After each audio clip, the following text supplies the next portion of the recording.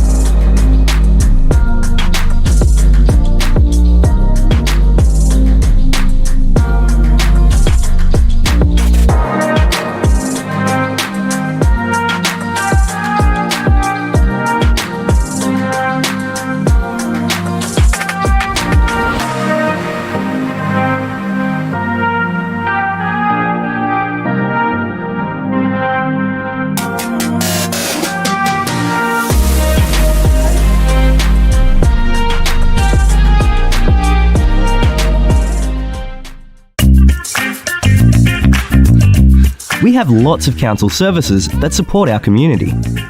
We support families with children, including health services for children and mums, vaccinations, playgroups, childcare, and kinder. We support young people in our community. Through events and activities, we have services that can support people with disability, older people, and carers and family of people with disability and older people. Our libraries support everyone in our community, help people learn new things, and are free to join. We support our community to have fun and be active through events and activities, sport, and recreation areas. We help look after our places and spaces, the environment, and local businesses. We have laws to keep people safe, to make sure buildings are safe, to make sure roads and footpaths are safe, to make sure our places and spaces are safe. We make sure everyone follows the law to keep our community safe and happy. Moonee Valley. It's a great place to live, work, and visit.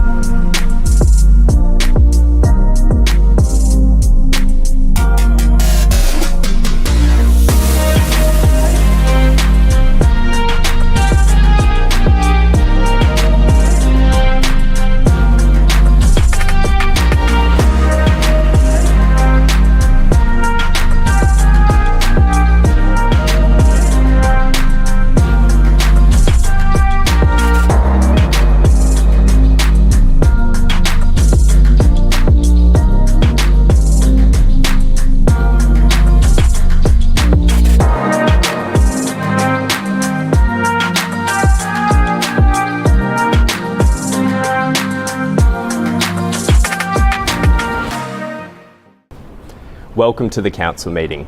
I'm Councillor Piers Tyson, Mayor of Moonee Valley City Council. We aim to get started every second Tuesday at 6:30 p.m. However, sometimes there are some delays behind the scenes that we need to work through, and we appreciate your patience. You can have a look at our agenda online for all the issues that we'll be talking about tonight, and we look forward to seeing you soon.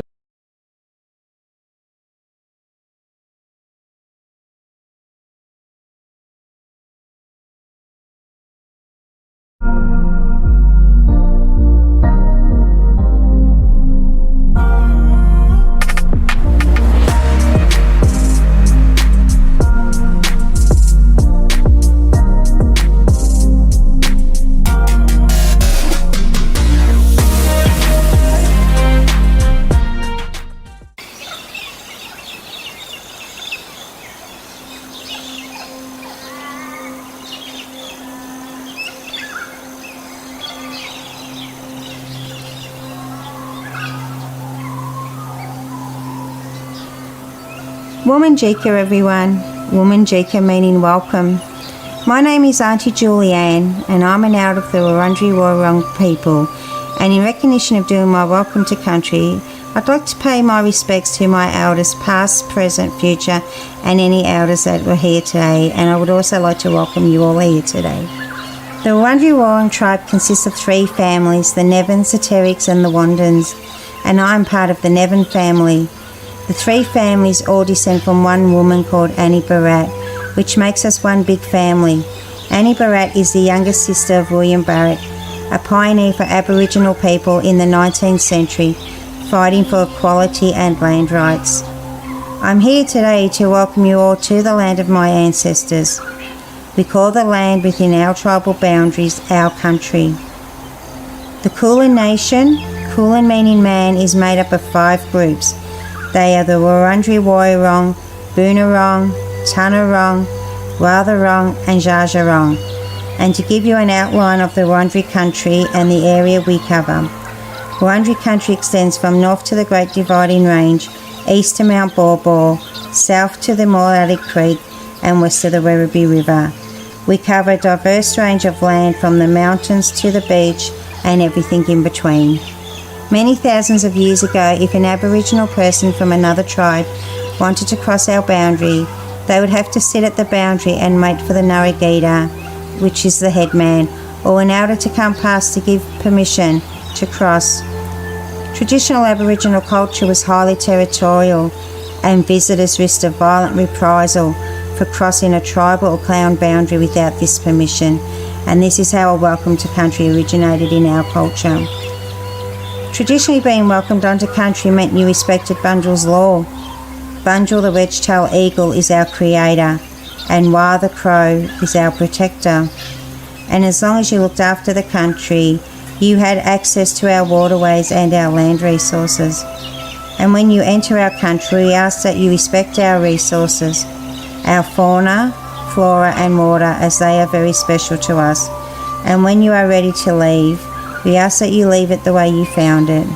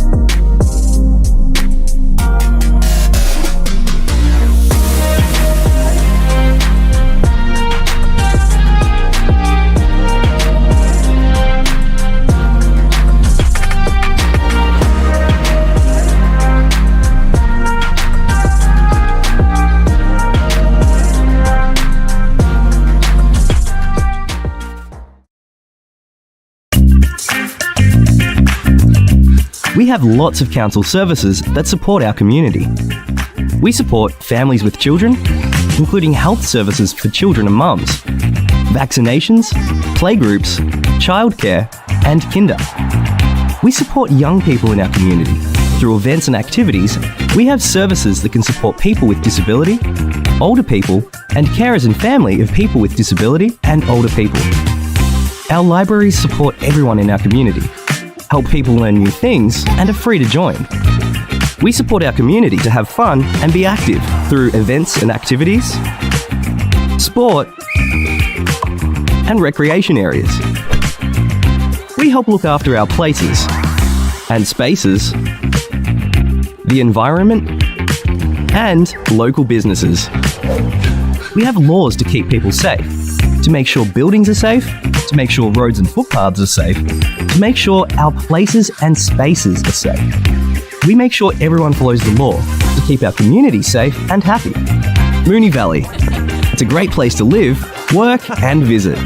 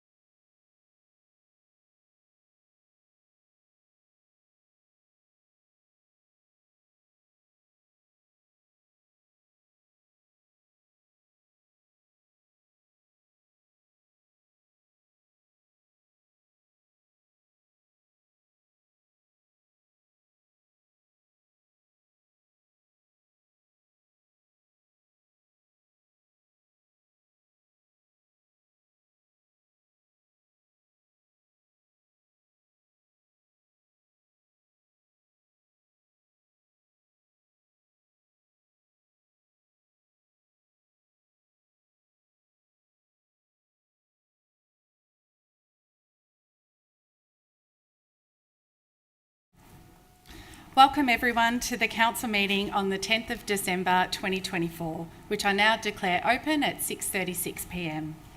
I'd like to warmly welcome members of the public who have joined us tonight in the gallery and those watching online. As well as being live streamed, the video recording of this meeting will also be available on our website, so attendees in the gallery are advised that their presence may be recorded. I also ask that mobile phones be switched to silent mode during the meeting. A reminder as well to the public in the gallery that as per Governance Rule 75.1, personal video and audio recordings are not allowed. On behalf of Moonee Valley City Council, I respectfully acknowledge the traditional custodians of the land on which Moonee Valley is located, the Wurundjeri Wurrung people of the Kulin Nation, and I pay my respects to their spirits, ancestors, community members and elders, past, present and emerging. We also extend this respect to other Aboriginal and Torres Strait Islander peoples here today. We now moved to item 2 on the agenda, apologies and leave of absence. As all councillors are in attendance, I don't believe there's any apologies or leave of absence. And now we move on to item 3 on the agenda, confirmation of minutes. Councillors, can I please have a mover and a seconder that the minutes from the council meeting held on Monday, the 23rd of September 2024 and Tuesday, 26th of November 2024 be confirmed? Moved Councillor Sypek. Do I have a seconder? Seconded Councillor Samantha Byrne. Councillor Sypek, would you like to speak to the motion? Councillor Samantha Byrne. Would any other councillor like to speak to the motion? I'll put that to the vote. All those in favour? That's carried unanimously. The next item on the agenda is declarations of conflict of interest. Does any councillor wish to flag any conflict of interest in any item on the agenda this evening? Councillor Jones, what conflict of interest do you wish to flag? Thank you, Mayor. I'd like to flag a general conflict of interest with regards to item 9.2 on tonight's agenda. Thank you, Councillor Jones. Any other councillors? I wish to also flag that I have a general conflict of interest in item 12.3, property matter, commencement of statutory process. The next item on the agenda is presentations. I'll do the first presentation, which was our carols in Queen's Park on Saturday evening. Carols in Queen's Park took place on Saturday with 6,500 community members coming along to kick off the festive season with a fun evening for kids, activities, entertainment and carols. Crowd favourite Teeny Tiny Stevie's headlined the event along with Dennis Walter OAM and Talia Eve. The community were also treated to some local talent from Moonee Valley Brass Band, the Community Choir, St Martin de Porres Primary School and St Columba's College Choir. It was great to see so many community members come together and celebrate a fun night out. Stay tuned for more events coming up this festival season, including Moonee Valley Festival, Twilight Concert and the Mediterranean Fiesta. Councillors, do we have any other presentations tonight? Councillor Jones? Thank you, Mayor. If you'll indulge me, I actually have 2 presentations this evening. Firstly, I'd like to acknowledge 2 hardworking young locals in Ethan Catlin and James Justice. They're from the Strathmore Venturer Unit and they're on Thursday being presented with their King's Scout Award. The King's Scout Award is the culmination of 3 years of learning, adventure and service, and I just wanted to recognise the achievement of these young men. Secondly, I'd like to make a brief presentation on the on some openings recently at the Incinerator Art Gallery. So last Friday there were 4 openings at the Art Gallery. The first, Fireworks, is a highlight of the calendar and it showcases the work of Year 11 and 12 art and design students from schools around Moonee Valley. Works were across various media, including drawing, painting, fashion and sculpture. There was also the Bright Sparks exhibition, which showcases works from prep to year 10 students also in Moonee Valley, and the theme that they were working around was Let's Make Food Magic.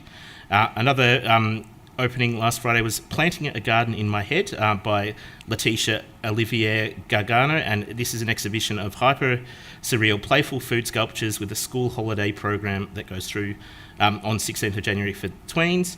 And finally, Body Field by Olivia Chin is a celebration of the renaturalisation of Moonee Ponds Creek through painting and textile realised in collaboration with the Valley Youth Team. There were 250 people at the opening, and there were a number of awards on the night. Frankie Dawson was the recipient of the Fireworks Art Award for her art, The Fool, and Micah Maizano was the winner of the Fireworks Design Award for The Tortoise Pod. I don't envy you having to judge the mayoral award, which you gave to Ruby Park for her work Isolation, and also the Excellence in Design work to Mahisha Hakun for Oasis Youth Hub. I would encourage everyone, both councillors and members of the public, to get down there to check out these exhibitions, and there's also a vote for the People's Choice Award if anyone wants to participate in that as well. Thank you, Councillor Jones. Any other presentations? Councillor Samantha Byrne. Thank you, Mayor. Before I speak, I'd like to provide a trigger warning that my presentation mentions stillbirth and its emotional impact. Thank you, Councillor Byrne. Okay. At the beginning of this year, former Moonee Ponds and Nidri local Rob Saunders embarked on a heartfelt mission to honour his daughter Billy, who was tragically born still, and to remember all the other babies gone too soon, and to break the silence on stillbirths. Determined to make a difference, Rob committed to running 6 kilometres every single day this year, representing the 6 babies born still daily in Australia. Through his incredible journey, Rob has been raising funds for Room 11, an organisation that provides grief care packages to families experiencing the devastating loss of a child. Now, after over 2,000 kilometres and an extraordinary effort, Rob is preparing for his final run on December the 31st. Starting at the Pirate Ship Park along the Maribyrnong River, he has invited the local community to join him in marking this milestone. People will be joining him by running, walking or reflecting on New Year's Eve. For more information, please refer to his Facebook event, Rob's Final Run for Stillbirth. Congratulations, Rob, and what an amazing effort and inspiration you are. Thanks, Councillor Samantha Byrne. Any other presentations? Councillor Theocrides. Thank you, Mayor. I would like to say a few words about the Coffee in the Park commemorative event that we had just this weekend past. So on Saturday, the 7th of December, I attended the Coffee in the Park event at Canning Reserve with some of my fellow councillors, Mayor Ava, Councillor Jones and Councillor Samantha Byrne. And we commemorated the 2nd anniversary of the Maribyrnong River flood. It was an opportunity to meet community members, including those who were impacted by the October 2020 flood, to hear their stories about the impact of the flood on them and that the impact that it continues to have. Uncle Bill Nicholson Warranjeri Woiwurrung Elder conducted a welcome to country and smoking ceremony. He spoke about the need for a mindset of what we can do to care for our natural assets, such as the Maribyrnong River. I noted at the event that everyone was very grateful for his thoughtful words and sharing stories with us to learn a little bit more about their culture. Mayor Ava Adams acknowledged the importance of the Community Recovery Committee in guiding Moonee Valley City Council, and State Member for Essendon Danny Pearce spoke about the efforts of volunteers, including the SES, and resilience of the community. We thank the Victorian Government for their contribution to this program and the recovery. Federal Member for Maribyrnong Bill Shorten MP spoke about how communities can continue to fight for what they need with flood mitigation and other improvements. And we also heard from Madeline Searle of Maribyrnong Community Recovery Association, also known as MACRA, who spoke on behalf of the community and how MACRA advocates for better outcomes. We ended the day or the morning with planting 12 river red gums, which were planted along the Riverside Trail in Canning Reserve, and this space will serve as a reflection on the impact of the flood, which we all acknowledged that it was important to have this event to ensure that something of this magnitude isn't forgotten, and to remember that there are communities out there that are still recovering from the disaster. Thank you. Thanks, Councillor Theocrides. Any other presentations? Councillor Phil Byrne. Thank you, Mayor. I just wanted to talk about the Union Road Traders event last Saturday. So thankfully the weather held up for a great Christmas on Union Road. The 4-hour event was focused around a Christmas marketplace on St Leonard's Road. There was 8 local businesses supporting the event, and several council teams were there as well, including Sustainability and Move Moonee Valley, so thank you to them for attending. Performances, trader promotions and local giveaways were offered via social media and on stage. Events of note were the Waiters Race, which was won by Fixie Cafe, and it was almost Bradbury-like in that victory as well. And also some amazing opera as well, which was just which was fantastic. So trade on Union Road. I should also just shout out to the special performances by the Ascot Vale Primary School, and also that trade on Union Road was higher than usual, with the organisers estimating 1,000 people attending the event, and some very positive feedback from businesses, which was great. The data and feedback is being compiled to help us make the next Christmas on Union Road even better. But in particular, well done to the Union Road Traders Association for delivering a fantastic Christmas event for Ascot Vale, and also for everyone who assisted for the event. Thank you to you, Mayor, for saying a few words to kick it off and also to support the traders. Thanks also to Councillor Jones and Deputy Premier Carroll for supporting the event. But particular shout out to you, councillors, because there was a lot on last Saturday, so to spend a good bit of time at this event is well appreciated. And thank you to everyone that swung by as well. And also finally, just remember that you can pretty much get everything you need for Christmas along Union Road, so keep that in mind. Thank you, Mayor. Absolutely. Thanks, Councillor Phil Byrne. Are there any other presentations tonight? If not, the next item on the agenda is petitions and joint letters. Councillors, do we have any petitions or joint letters? Councillor Samantha Byrne. Thanks, Mayor. Council has received a joint letter from 7 residents of Kitty Hawk Court, Airport West. The joint letter expresses concern regarding the construction of a multi-storey commercial building on Fullerton Road in Airport West. The key concerns highlighted in the letter are: Point 1, the height of the building is disproportionate to surrounding properties and is overshadowing. Point 2, the scale of the building is inconsistent with the character of the neighbourhood. And point 3, the proximity of the construction to residential properties is close.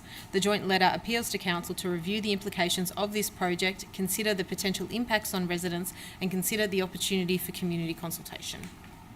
Thank you, Councillor Samantha Byrne, for tabling the joint letter. In accordance with Governance Rule 62.4, I refer the joint letter to the CEO for consideration. Councillors, do we have any other petitions or joint letters? If not, we have now come to public question time. Council has received 22 questions from 12 residents this evening. Before we start, for those submitters who are in the chamber tonight, I will call out your name to come to the lectern to read your question. For those reading on behalf of the submitter, please state this before reading out their question. Please ensure no changes are made to the pre-submitted question. I will read out the questions for the submitters who are not in attendance and without a delegate reader. The words for your questions are on the lectern for the submitter. Please also note that the governance rules for public question time allow for combining questions and responses, and that no discussion may occur. As the Chair, I am responsible for ensuring that no disorder takes place during the council meeting and that all in attendance must comply with the Chair's direction. The first 2 questions are from Tommy Ledoux. who is joining us this evening. You can see him back there in the gallery. Tommy, please read your pre-submitted question. Hello, councillors. Lovely to see you all.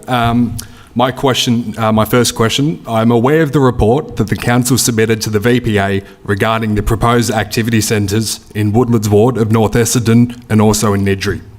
However, is there more that the council can do on this? Given the community's concerns about extreme overdevelopment, nightmare traffic, strain on local infrastructure and potential loss of neighbourhood character, is there an opportunity for the council to consult and collaborate with other councils across metropolitan Melbourne facing similar proposals to push back against these proposals? Thank you, Tommy. I refer to the CEO, Helen Sway, to respond.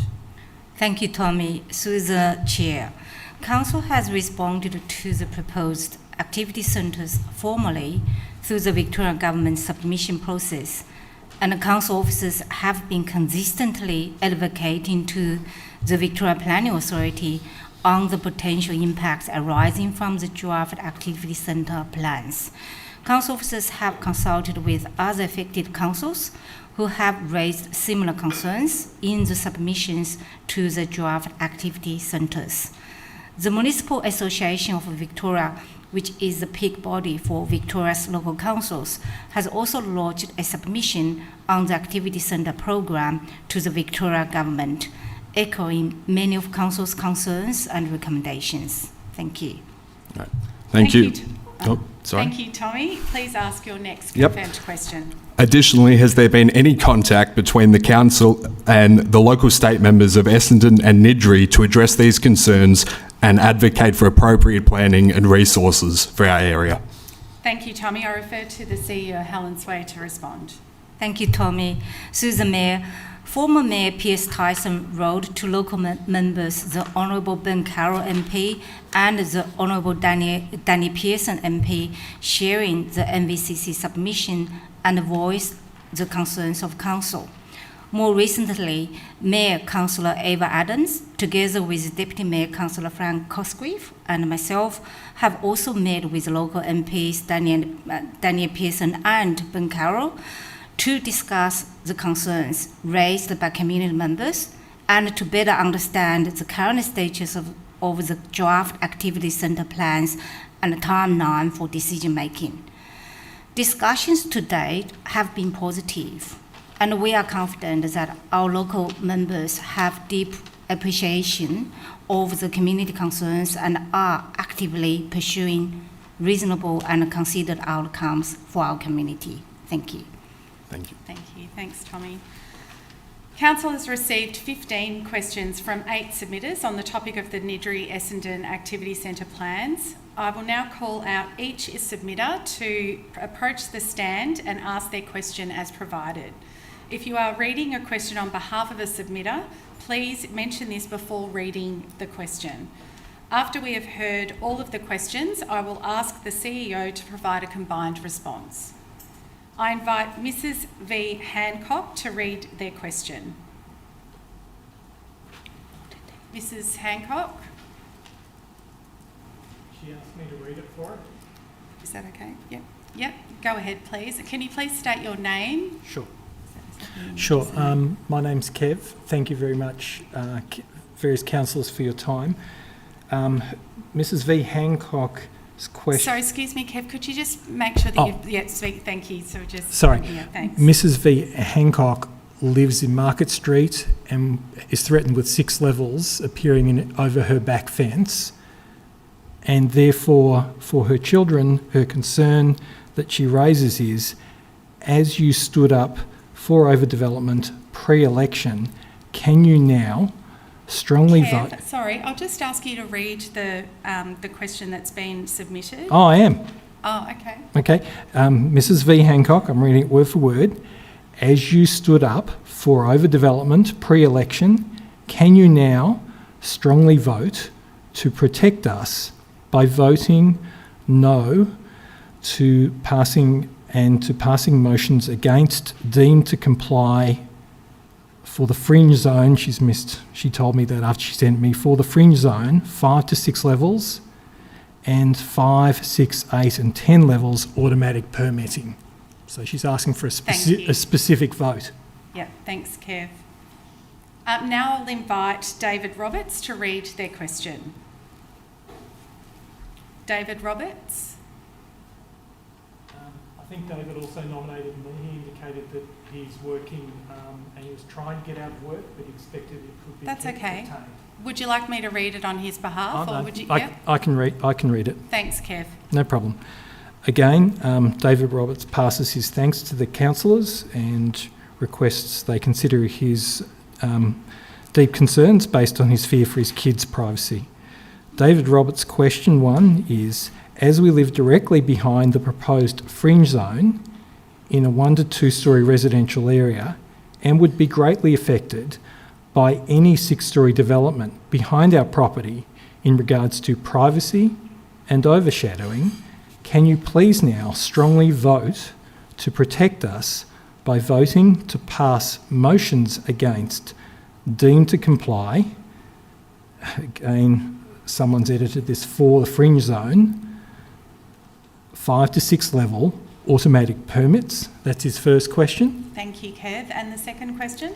Okay, so again for David Roberts, can councillors support the motions 2 to 8 and 3 to 15 for reasons of privacy, overshadowing intrusion into our backyard, affecting our family's ability to enjoy its use, and for impact on the street parking overflow effect from new development with inadequate parking, and defend our rights to know and to object, and the rights of councillors and the council to modify or reject plans. The numbering he referred to is the motions that he emailed in, which was the Save Our Suburbs motion list, which I believe all the councillors have been receiving. Thank you, Kev. Thank you. I now invite Raman Palia to read their question. I think there's 2 questions here, isn't there, Raman? Yep. Thank you. Start with your first question, please. Good evening, councillors. As a parent who recently moved to Market Street in Essendon to give my young family a more private and more secure future, and who deliberately does not maintain a social media footprint for my children, my question is, could councillors please vote to protect our children in the privacy of their own backyards by voting strongly on today's 10 December 2024 with the residents' plea for draft motions put by our ward councillor to reject deemed to comply 5, 6, 8, 10 levels and beyond activity centre, and eject strongly fringe zone 5 to 6 levels, secretly approved on our backyard and or side fences of 1 to 2 level homes such as ours, to protect the privacy, freedom and security of our children and family. Thank you, Raman. And your second question? Could I please ask the councillors to vote under urgent business, as draft activity centres may be driven through by the end of December 2024, and this is the last full meeting prior to this, I believe, to more strongly defend our rights to know if a permit was supplied to near our home, and our rights to object and rights of councillors and council to modify or reject plans by voting or council motions. Thank you. Thank you, Raman, for your questions. I now invite Min Khan to read their questions. Min? If they're not here, I think they also possibly delegated, so I'll read. Yep, sure. Thanks, Kev. Sure. First question. First question is from Rama Pillar, again facing 6 levels, potentially over her back fence, if that fringe zone is not opposed by council and stopped at the state government. Question 1. As a parent who recently moved to Market Street, Essendon, to give my young family a more private and more secure future, and Sorry, I'll just stop you there, Kev. I think it's the next question. So question 8. Okay. Question 8. Thanks, Kev. Okay, no problem. Min Quillan. Okay, no problem. Again, similar context. Min Quillan, question 1.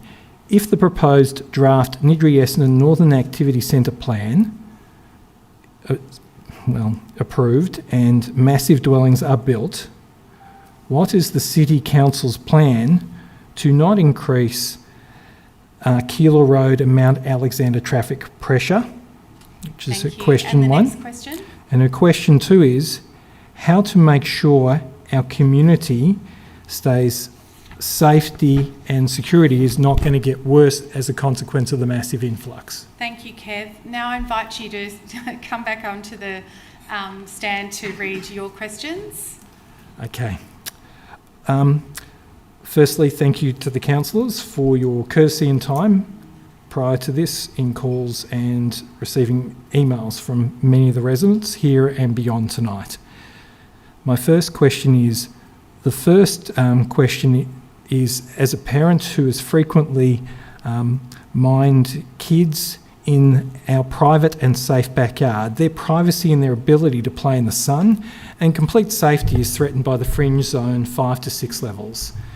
So the key question, given that context, my question is, can councillors please vote to protect our kids in 1-level private backyards in Moonee Valley City more strongly on the 10th of the 12th, 2024, tonight, by voting for the draft motions put by our ward councillor to reject deemed to comply, which is secret permit approval, for 5, 6, 8 or 10 levels and beyond in the activity centre, and reject strongly zones 5 to 6 levels secretly approved under the fringe zone on our back and side fence of our 1 and 2 level home, and to protect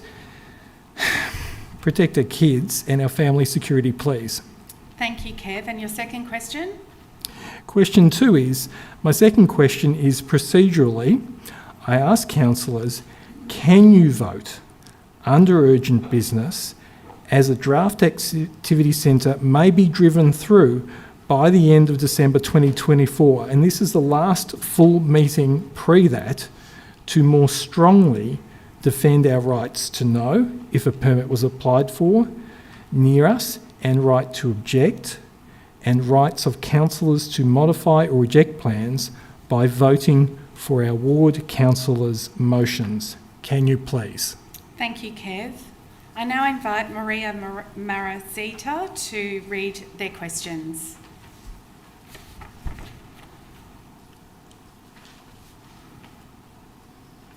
Thanks, Maria. Your first question? Mayor Adams and all councillors, with great respect, isn't it true that councillors can still vote to protect our rights to know under the urgent business 1012 objection? Thanks, Maria. And your second question? Isn't it true that councillors can, on the 10th of the 12th, vote to reject the state government draft fringe zone, 5 to 6 levels, in the back and side yards of 1 to 2 level streets, known as deemed to comply, a secret permit approval, which removes the right for the public to object? Thank you, Maria. I invite now Skye Dawson to read her questions. Thanks, Skye. Thank you, Mayor Your Adams. first question? Thank you, councillors. I'm a mum scared for the privacy of my children facing deemed to comply, secretly approved fringe zone 5 to 6 levels, looking into my completely private, secure backyard, and now plead, as all councillors in previous council voted against, over 6 levels at 25 to 29 Keilor Road to defend us from overdevelopment, and at election, all councillors elected stated that they're opposed to overdevelopment. So on that basis, can't all councillors back commitment to strongly stand for community against overdevelopment by voting for stronger motions to reject these two terrible, scary rights robbing aspects of the draft to protect our 1 to 2 level homes? Thanks, Skye. And your second question? Question 2 is it true that councillors can vote if they choose to represent very concerned residents who want more protection from fringe zone, ramming 5 to 6 levels secret permits under deemed to comply forced on our back and side fences of their 1 to 2 level homes, spying on our children? Thank you, Skye. I now invite Miranda Spiteri to read her question.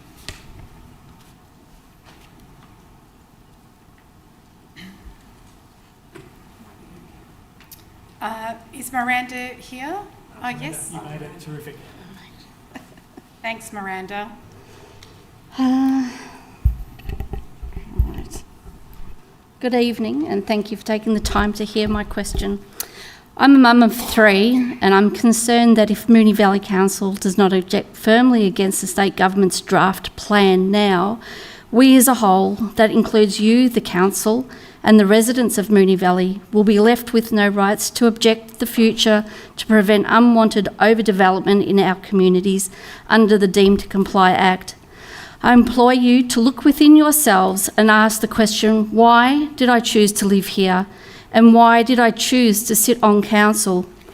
We all have different reasons for residing in this beautiful part of Melbourne, but I hope that you collectively chose to sit on this council to be the voice of us, the residents of Moonee Valley, and stand up and take action and fight on our behalf to ensure that we don't lose our rights for privacy, our feelings of safety, and our beautiful suburbs we call home.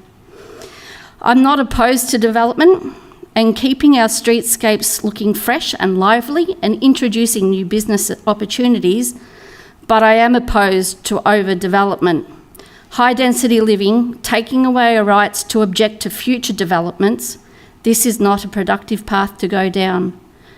These high-density buildings will affect me personally, with upper levels looking directly into my backyard and living spaces of my home, causing me the loss of all privacy I currently enjoy. It will increase the levels of my stress and anxiety, knowing I have the potential of being looked at day and night. We should all feel safe in our own homes. High-density living will cause further vehicle congestion in my street, which is already being used by tram commuters parking in front of my house during the day.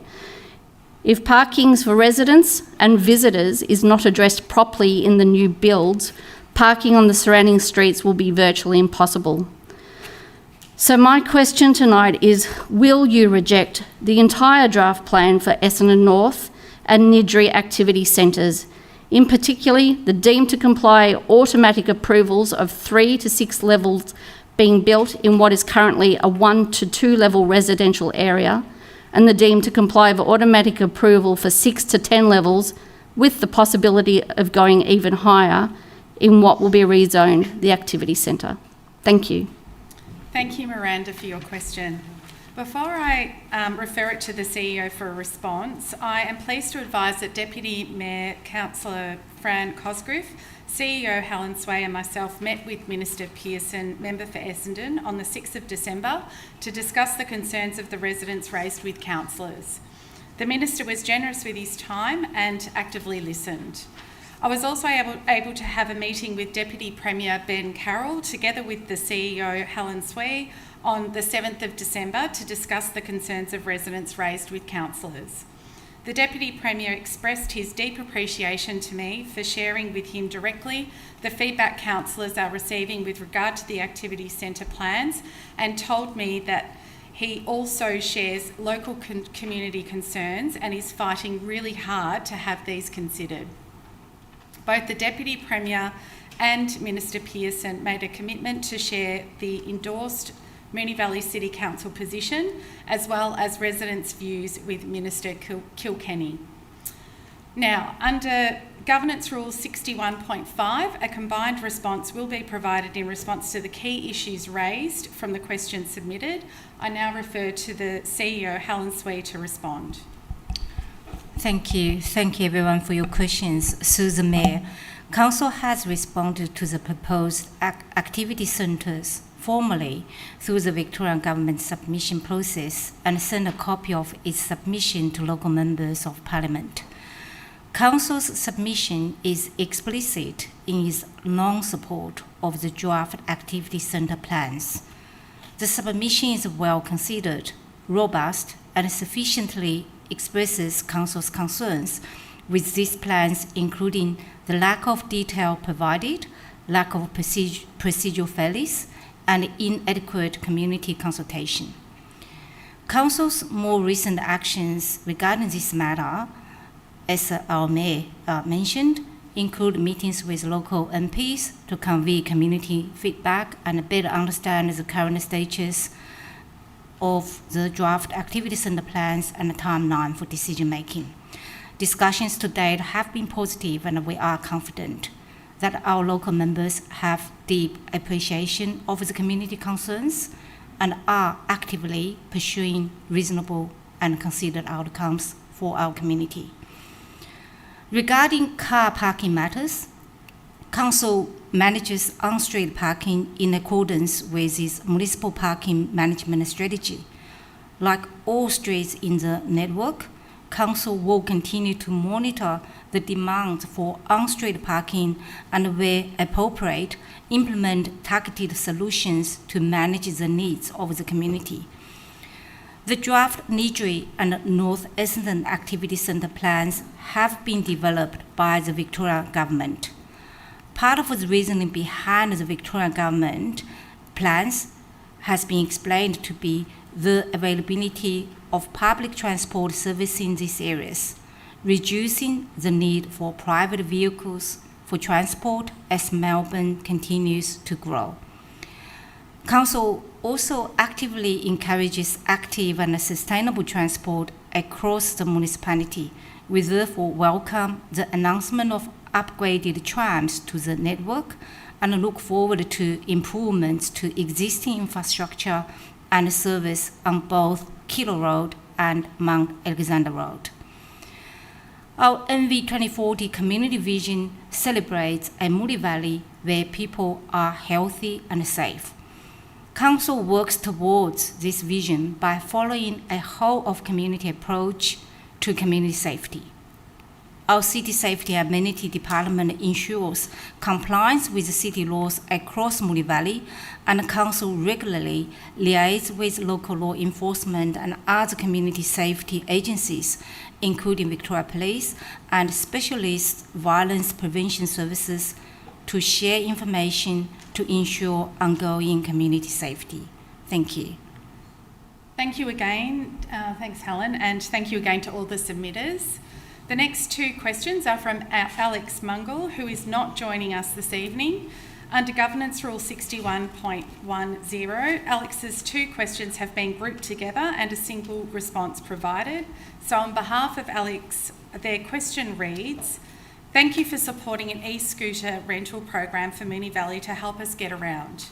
Can we expect new wayfarer signage, road markings and traffic calming to and from stations along the Craigieburn line and major destinations like Melbourne Showgrounds to direct vulnerable road users on scooters and bikes to the safest routes? And when will this commence?" Thank you, Alex. I refer to the CEO, Helen Sway, to respond. Thank you, Alex. Through the Mayor, Council is continuing to explore opportunities for an e-scooter program for Moonee Valley as per existing Council resolutions, and will report back to Council in due course. In the meantime, and to further support the use of sustainable transport modes throughout the network, Council is delivering a suite of traffic calming, signage and line marking works through the 2024-25 Capital Works program. Thank you. Thank you, CEO. The next two questions are from Todd McCarty. Under Governance Rule 61.8.6, Todd's two questions have been disallowed as they relate to confidential information as defined in Section 3, Part 1 of the Act. A response, however, will be provided directly. The final two questions were submitted by Peter Robinson. Peter's first question has been disallowed as the question relates to a matter outside of the duties, functions and powers of Council in accordance with Governance Rule 61.8.1. Peter's second question has been disallowed as the question relates to a subject matter already answered at the Council meeting on the 27th of August 2024 in accordance with Governance Rule 61.8.3.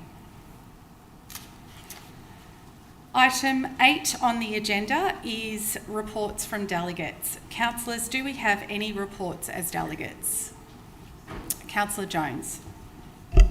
Thank you, Mayor. I'd just like to mention that on Friday the 6th of December I attended my first meeting as a member of the Essendon Airport Community Aviation Consultation Group. I'd like to thank those that were on the committee and in attendance for giving me a briefing on the work of the group to date, and look forward to working closely with all stakeholders in 2025 and beyond. Thank you, Councillor Jones. Any other councillors wish to report back? If not, we move to item... Oh, sorry, Councillor Isa. Hello, I'm here. Thank you. Councillor Fran Cosgriff and myself attended the AGM of the Farnham Street Neighbourhood Learning Centre a couple of Fridays ago. I've just forgotten the date that Friday was, but it was Friday a couple of weeks ago. And at that AGM, there was the finalisation of some fine leadership from the chair of the Neighbourhood House Committee.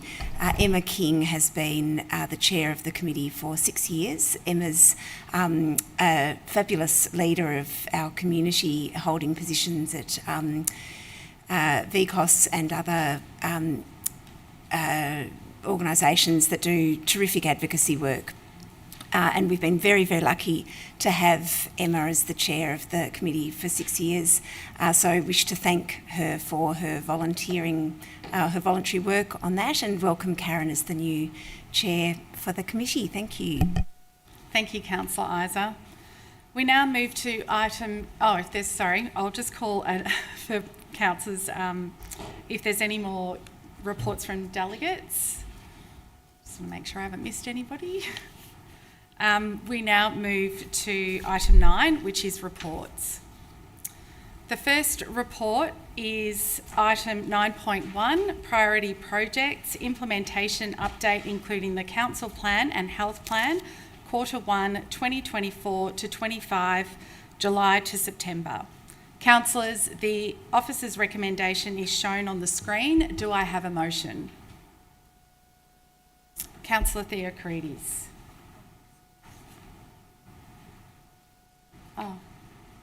Do I have a motion? Councillor Isa. Move the officer's recommendation. Thanks, Mayor. Do I have a seconder? Councillor Jones. Councillor Isa, would you like to speak to the motion? I would. I'm just bringing up the attachment. I'm sorry, Mayor.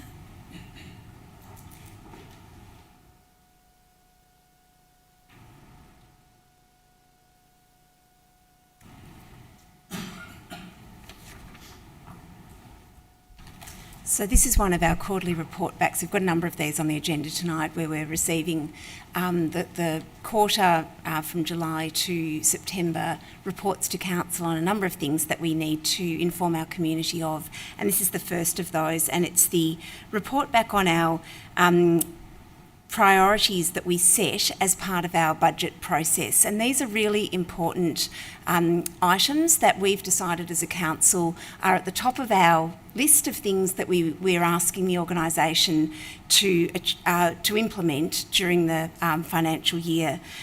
So it's a really important report for both councillors and the community, because by looking at the tracking these the implementation of these priorities throughout the year, we can make sure that the organisation is up to date on the particular work that we're asking them to do, but we're also communicating to the community the things that we are putting at the top of that pile.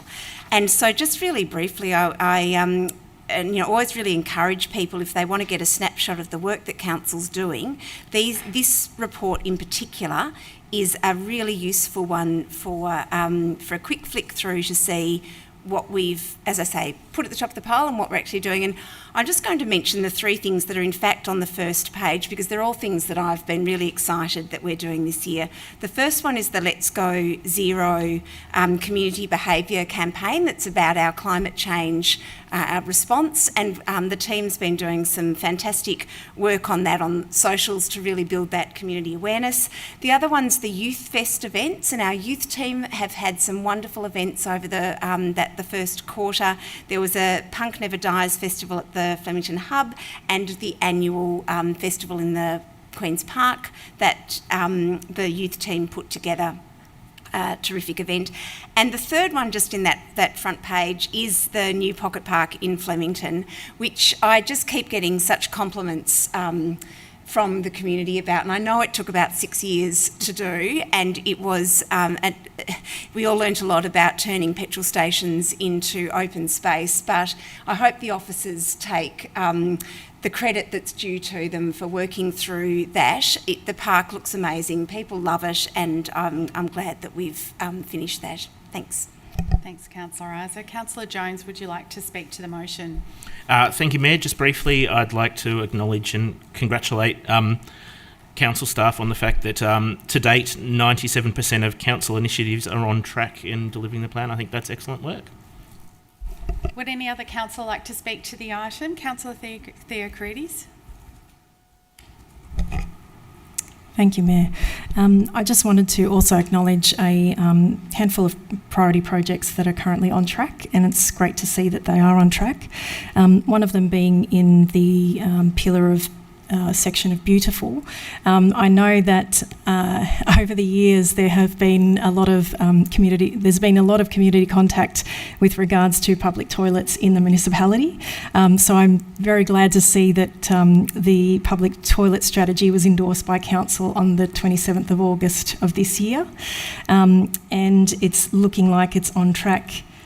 So that's great to see, and it's good to see that we're listening to our community on that front, because I do understand that it is a topic that's raised a lot. The other priority project comes under the banner of Connected, and it's with regards to the preparation of a 10-year plan addressing the transport needs across the municipality, including active transport, public transport and road safety to improve the effectiveness of transport across Moonee Valley. I know, speaking as a representative on Canning Ward, public transport has come up a number of times, so it's great to see that project is on track as well. And finally, just under the banner of FAIR, being an advocate and person of lived experience in disability, it's great to see that the commencement of the development of the Disability Action Plan from 2026 to 29 has commenced and is on track as well. And finally, continue the delivery of the Community Recovery Hubs program funded by Victorian and Commonwealth governments to support community recovery from the October 2022 flood event.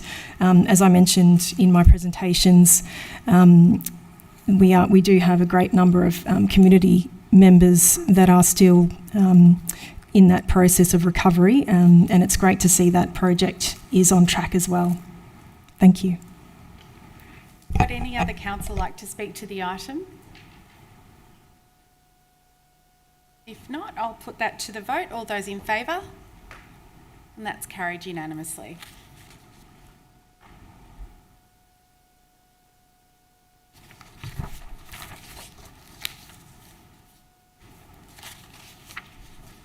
The next report is item 9.2, biannual community grants 2024 to 25, round 1.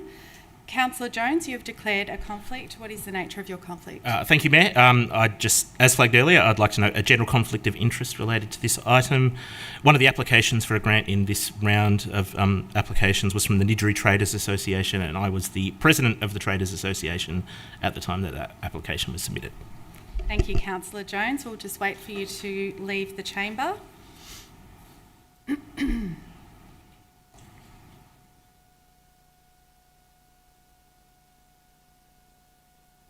Councillors, the officer's recommendation is shown on the screen. Do I have a motion?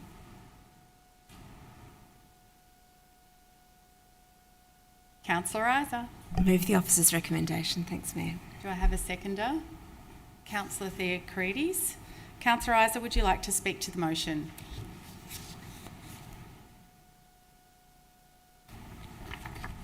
It's always one of the pleasurable reports to bring to Council, which is the approval of grants for community groups, because these groups do such amazing work in our community, and it's a process and a half to put in an application, and so commend everyone who's put in an application, and then for us to be able to support the groups through some financial support is, as I say, a really delightful part of council's work. There are some really terrific grants here, but I'm actually going to ask that my colleagues might like to jump in here and talk about some of those grants, because I certainly don't want to overstay my welcome as a speaker during this meeting. Thanks, Councillor Isa. Councillor Theocharides?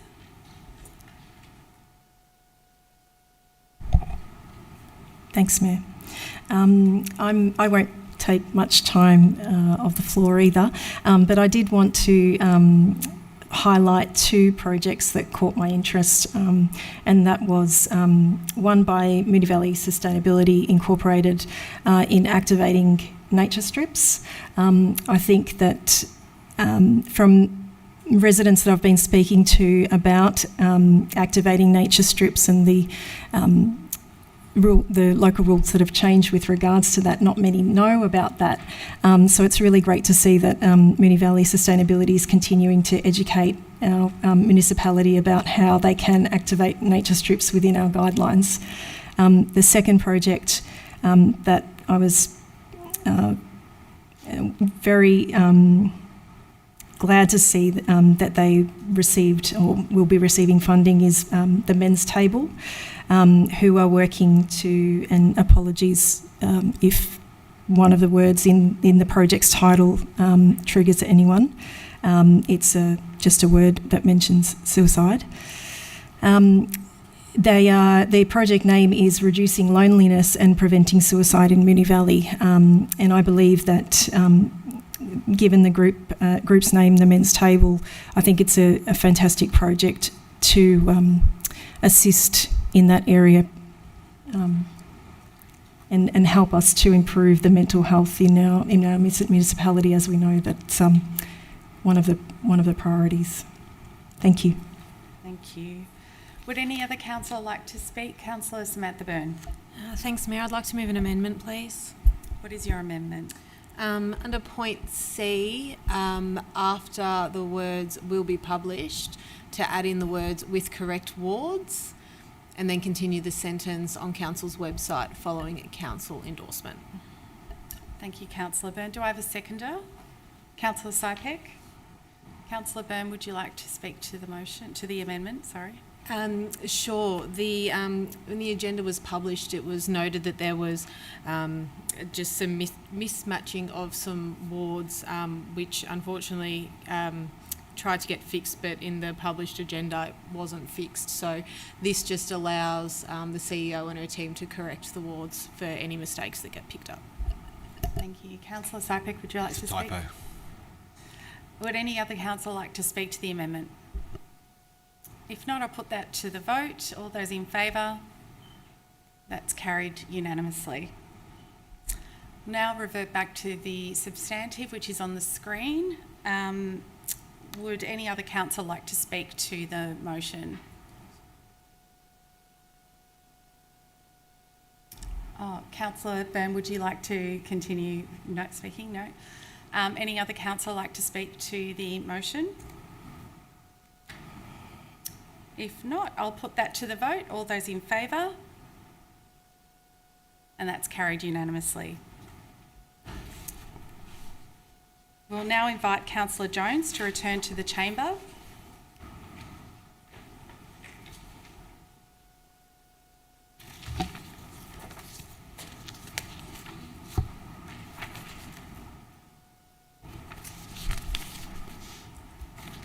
Welcome back, Councillor Jones. The next report is item 9.3, Annual Advocacy Report 2024. Councillors, the officer's recommendation is shown on the screen. Do I have a motion? Councillor Cosgrove. Thank you. I'll move the officer's recommendation, please. Do I have a seconder? Councillor Phil Byrne. Councillor Cosgrove, would you like to speak to the motion? Thank you. So this report, the advocacy report that we want to share with the community, recognises that at local government we're limited in what we can do, in what we'd like to deliver for the community in terms of funding and scope sometimes, and so it's really important that we work with colleagues at other local government councils, state and federal counterparts and other stakeholders in the community to try and get as much for the community as we can.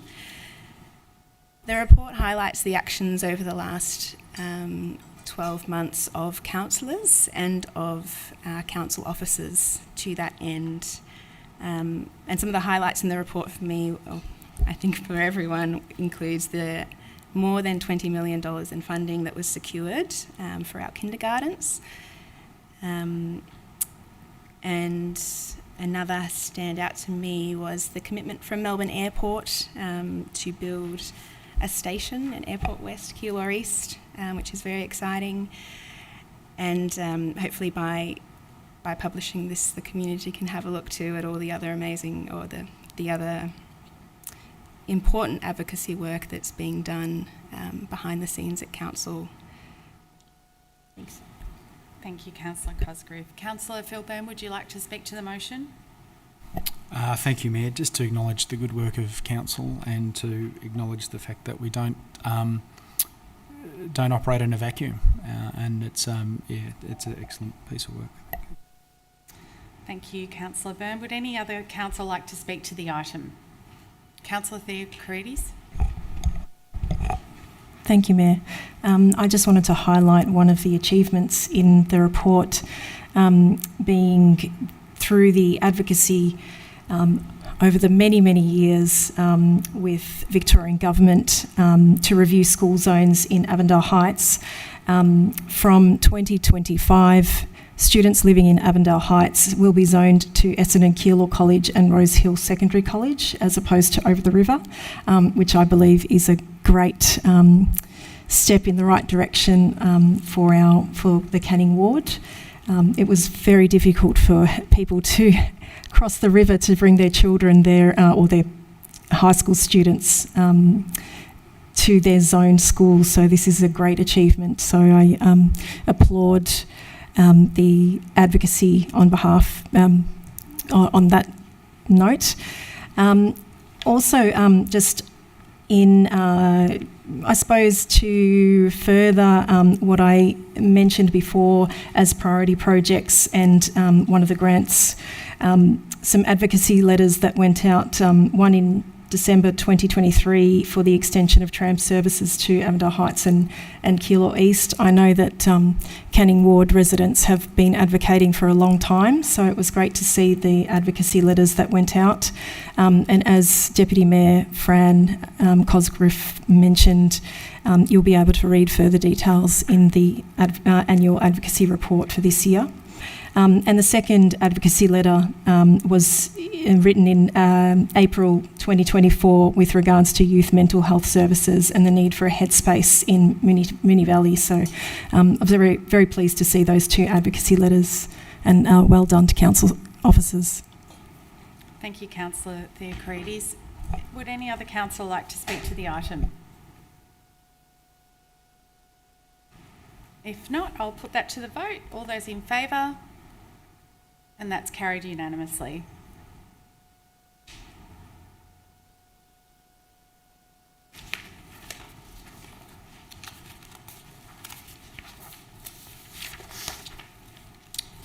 The next report is item 9.4, commence statutory procedure to close Hallkeeper Lane to vehicle traffic via permanent barriers. Councillors, the officer's recommendation is shown on the screen. Do I have a motion? Councillor Cosgrove. Thank you. I'd like to move the officer's recommendation. Thank you. Is there a seconder? Councillor Isa. Councillor Cosgrove, would you like to speak to the motion? Thank you. So this item relates to a section of laneway between Margaret Street and Des Noonan Car Park in Moonee Ponds, just off Puckle Street. And it's been closed, blocked off to traffic for the last 2 years in a temporary capacity to try to increase the open space in the area, particularly as the density is significant. The housing density has significantly increased in that pocket. So this item is just beginning the process to make that a permanently blocked off to vehicle traffic. Currently, it's an outdoor dining area as part of the kind of the activation of that precinct. But once we begin this process of blocking it off permanently, there'll be further consultation with the community about any impacts to them and any objections, and then following that, concept plans will be put forward for community feedback on what it might look like in the future. Thank you. Would any other councillor... Councillor Isa. Thanks, Mayor. IMPAC, when we endorsed IMPAC, I think it was in 2021, one of the sort of the first big things that we did in the last council term. It's a really exciting proposal that includes quite a few activations of different areas, and this is one of the first implementations of that vision. So it's quite an exciting project that we're moving forward with here, having had a period of temporary closure to, I guess, test it, see how it goes, and to warm people up to the idea and to receive feedback from users. The consultation report for this includes some really interesting feedback from people, and I know that the officers will be taking on board all of the different feedback that people are putting forward to make sure that the space is...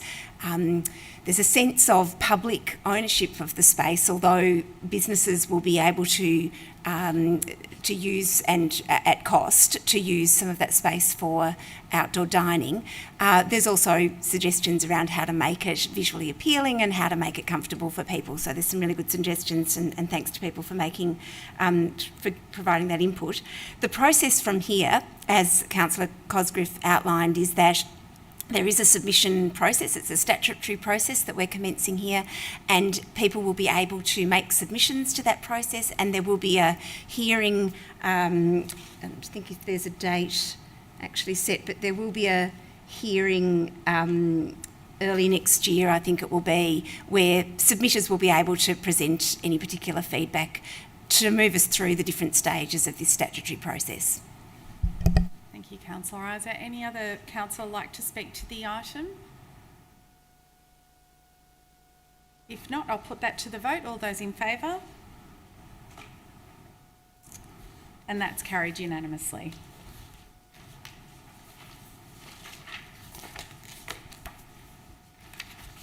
The next report item is 9.5. To award the contract for Boeing Reserve infield surface renewal and solar panel protection netting, negotiation number 1000066. Councillors, the officer's recommendation is shown on the screen. Do I have a motion?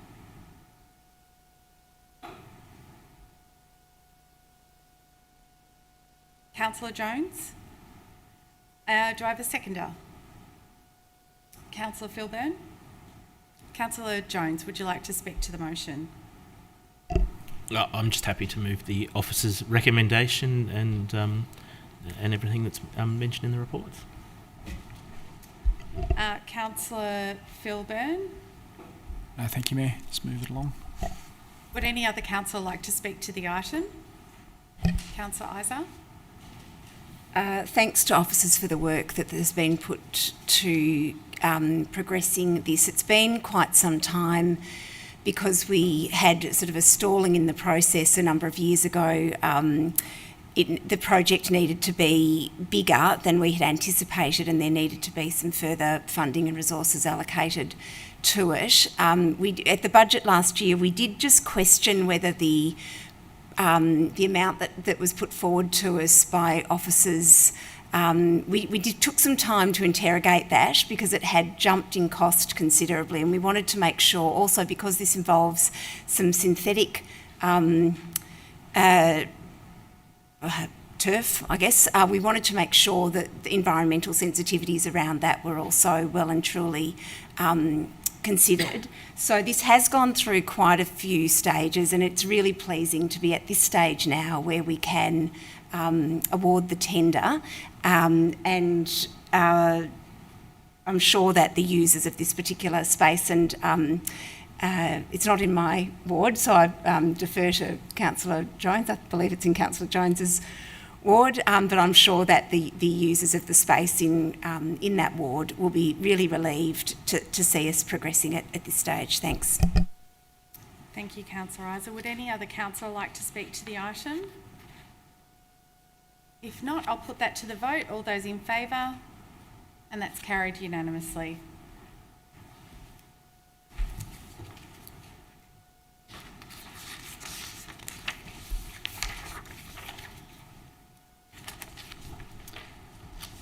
The next report is item 9.6, Capital Works Performance Report, quarter ended 30 September 2024.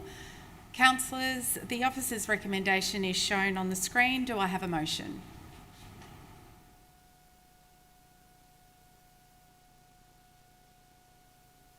Councillor Cosgrove? Your motion? Yeah, it's all right. Yes, my motion is to move the officer's recommendation. Thank you, Mayor. No worries. Have I got a seconder? Seconder, Councillor Jones. Thank you. Councillor Cosgrove, would you like to speak to the motion? Just briefly, this is another one of those reports, I believe, that Councillor Isa mentioned earlier, that comes to us quarterly and is really important for tracking the progress of projects and the spending of the projects that were allocated in our last budget, and how the spending is going. Obviously, there are always things that come up that are unexpected, but I thank officers for providing a really comprehensive report detailing what those unexpected things have been, and how we're going to reconcile those. Thanks. Thank you. Councillor Jones, would you like to speak to the motion? No? Would any other councillor like to speak to the item? Councillor Theocharides? Thank you, Mayor. I'd just like to note that I'm pleased to see that the Avondale Heights Community Hub planning has commenced and is on track to explore the parameters of community programs and activations that cater to the local population. It's great to see that in there. Also great to see the Canning Reserve cricket nets upgrade for 3 lanes as at procurement for implementation. So it's great to see those, as well as the implementation of the Military Road and Clarendon Street traffic signals. Thank you. Thank you. Would any other councillor like to speak to the item? Councillor Isa? Just really quickly to note that part of the resolution here is to note the carry forward of or the carryovers of $11 million. And one of the things that we've been trying to take good note of at our budgets is that we seem to be stuck on this sort of $10, $11 million of carryovers each budget, which is not ideal. And so I think it's probably just something for us to be really aware of early now, so that as we start our budget discussions, we can continue to try. Obviously, there have been various factors that have driven that, particularly since COVID, and construction materials have been difficult and labour's been difficult to resource. But I think if we're all conscious of that continued problem, we can perhaps keep that in mind. Also, just to note what Councillor Cosgrove was mentioning with respect to some of the small changes there, and point C of the motion just notes that there's $800,000 worth of reconciliations, and the report details what they're associated with. Thanks. Would any other councillor like to speak to the item? If not, I'll put that to the vote. All those in favour? And that's carried unanimously.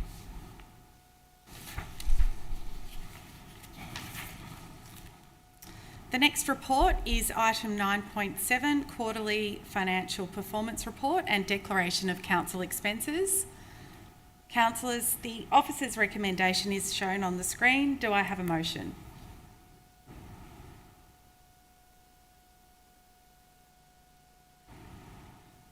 Councillor Theocrides. I move to accept the officer's recommendation. Do I have a seconder? Councillor Cosgrove. Councillor Theocrides, would you like to speak to the motion? No, thank you, Mayor. And Councillor Cosgrove, would you like to speak to the motion? Yeah, I will quickly. Just to say that, again, it's a quarterly report that comes to us just as part of that really important oversight we get of how we're spending the public money that we've got. Thank you, Councillor Cosgrove. Would any other councillor like to speak to the item? Councillor Isa.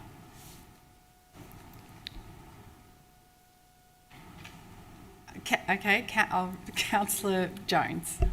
Thank you, Mayor. Thank you, Councillor Isa. I just wanted to note the rates receivable amount and the increase to 17.9 million, which is a 34% increase on the previous financial year. I just wanted to flag that as a concern. Obviously, there are issues out there in the community with cost of living, and I just wanted to make note of that as we accept and note this report. Thank you, Councillor Jones. Councillor Isa. Thank you, and thanks, Councillor Jones. It's one of the things that I wanted to mention. I'm really conscious that it's Mayor Adams who usually moves these reports and gives the financial updates, and I was very conscious that Mayor Adams wouldn't be available to do that this meeting. And I'm not sure that I'll necessarily do it as well as she would, but one of the things I think that's really important in noting is what Councillor Jones has pointed out, that there is a high level of rates, whether it's in arrears or debtors, that's noted there.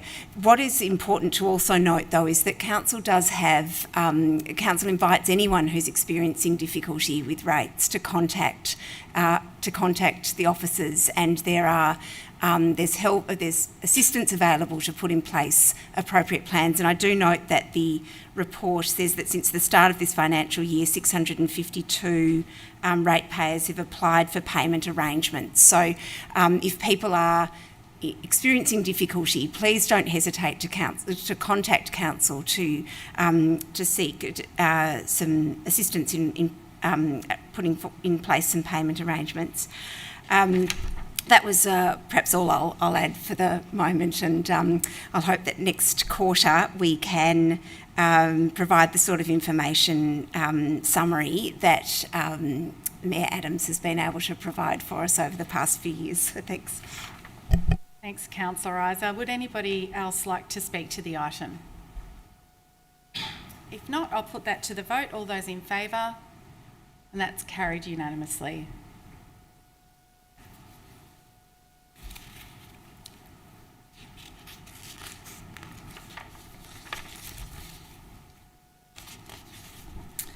The next report is item 9.8, endorsement of Council's response to the Minister for Local Government. Councillors, the officer's recommendation is shown on the screen. Do I have a motion? Councillor Isa. Thanks, Mayor. I'd like to move the officer's recommendation with some amendments, and I might just read the whole motion. I think it might be simpler. I'd like to move that Council resolves to A, receive and note the IBAC Operation Leo report, attachment 3, B, condemn the behaviour of councillors as outlined in the findings of Operation Leo and express profound disappointment at the impact this behaviour has had on the public confidence and trust in Moonee Valley Council and the impact on officers and councillors at Moonee Valley and across the local government sector. C, endorse Council's commitment to addressing the findings of the IBAC Operation Leo report. 1, upholding the standards of conduct outlined in the Model Councillor Code of Conduct. 2, following proper processes, procedures and protocols and maintaining the community's trust. 3, declaring and managing any conflicts to reassure the public that decisions are made impartially. 4, reporting any suspected corrupt conduct to the CEO, Public Interest Disclosure Coordinator or IBAC. D, endorse Council's commitment to fully implement the 4 recommendations from the monitors in their interim advice. 1, continuing to limit the use of notice of motion, NOMs, to those related to exceptional circumstances, such as the recognition of significant contributions of community groups or members, and to review the governance rules in the first half of 2025 to include additional criteria of rejection of NOMs under section 27.4 of the governance rules, subject to community consultation as follows. Redirecting priorities in the Council's plan, service operational requests by individual community members or groups, directing funds outside of Council's adopted budget, reallocating funds within Council's adopted budget. 2, continuing to hold councillor-only and councillor and CEO meetings at the start of each strategic briefing session. 3, completing the councillor induction program, which has been developed in consultation with the monitors within the prescribed time frame, and continue to participate in the ongoing professional development training activities. 4, adopting a monthly council meeting cycle for the council term, noting that council has resolved to adopt a monthly council meeting schedule for 2025 at its 26th of November 2024 council meeting. E, authorise the Chief Executive Officer to provide a formal response to the Minister for Local Government, Attachment 6, on behalf of Council, making minor editorial, in brackets non-material, changes to the response as required. F, note that some councillors and former councillors have written to IBAC Deputy Commissioner David Wolfe, explaining that in not naming all councillors subject to the investigation, those not involved are, without procedural fairness and natural justice, implicated in the report, and requesting that IBAC name the councillors who were not the subjects of allegations, warrants, summons, investigation, nor findings of Operation Leo. IBAC name the councillors who were not in attendance at the dinner on 15th of March 2023, and IBAC clarify that the motion on 13th of April 2021 was supported by 7 councillors. Thanks. Thanks, Councillor Isa. Have we got a seconder, please? Councillor Philburn. Councillor Isa, would you like to speak to the motion? Thanks, Mayor. Operation Leo documents councillor conduct that is the worst kind of betrayal of community trust. That is, councillors misusing their positions to influence council decisions in favour of one sporting group at the expense of others. It is a shameful thing for us that this conduct took place at Moonee Valley, and quite devastating that it took place while some of us here tonight were on council. I know that when people who were affected by this conduct read the report, they were very distressed and angry, and they were right to be so. The allegations of bribery and corruption and the descriptions of what took place highlight the importance of exemplary governance practices to continue to try to stop councillors misusing their positions for personal advantage. Now that the report has been published, I know that some would prefer that we put it behind us and move on, but we can't do that. Like it or not, as people who put up our hands to be on council, knowing that an IBAC investigation was afoot, we are now accountable for the consequences of this behaviour, and we are now responsible for continuing to rebuild public trust in council. The council resolution tonight details the work that has been undertaken and that will be undertaken in the future to safeguard Moonee Valley as much as possible against unconscionable conduct of elected representatives. Some of this work was started by the previous council under the leadership of former Mayor Piers Tyson, who worked with the monitors to implement the recommendations from their interim report as detailed in the motion. With the report on Operation Leo being handed down in the election period, we now need to demonstrate our commitment to address IBAC's findings. These commitments are also contained in the motion and in the letter to the Minister, which is central to the report. Additionally, we will be reviewing our councillor gifts policy, something that I believe needs statewide review in light of Operation Leo. And we will review the sporting grounds allocation related policies to rebuild community trust in the relationship between council and sporting clubs. The motion also includes a note that recognises the impact of the investigation on those councillors in the previous council who were not involved in any way. Unfortunately, in not naming all councillors subject to the investigation, councillors who were not involved have been unfairly implicated in the report. During the election period following the release of Operation Leo report, some councillors were subjected to false accusations of involvement in the investigation. Public comments maligning people not involved in the investigation continue to be made on social media platforms. The timing of the release of the report meant that the community were left without clarity and councillors not involved in the investigation were left without recourse to address false accusations. To address this, IBAC has been asked by those councillors to publish the names of councillors and former councillors who were not the subjects of allegations, warrants, summons, investigation, nor findings of Operation Leo. This would end public speculation about the identity of councillors involved and provide clarity for the community. It is in the public interest to provide these clarifications. The community needs to know who they can trust. I've been asked not to name in the chamber those councillors whom this affects, and I respect this request. With the consent of former councillors Piers Tyson and Katrina Hodgson, I would like to state clearly that they were not involved in the investigation or the conduct under investigation in any way. As they are no longer councillors, it is right to put this on the record. I was shocked by what I read in the IBAC report when it was released, and I know nearly everyone in Moonee Valley was shocked, including our hard-working council staff. As the Minister has said, you all deserve better, and I hope everyone around the table is committed to that. Thank you, Councillor Isaac. Councillor Byrne, would you like to speak to the motion? Thank you, Mayor. Just to note that the changes to the officer's recommendation proposed, they're relatively modest, but they do significantly strengthen the recommendation, and importantly, they do highlight the importance of integrity matters to the new council. Thanks. Thanks, Councillor Byrne.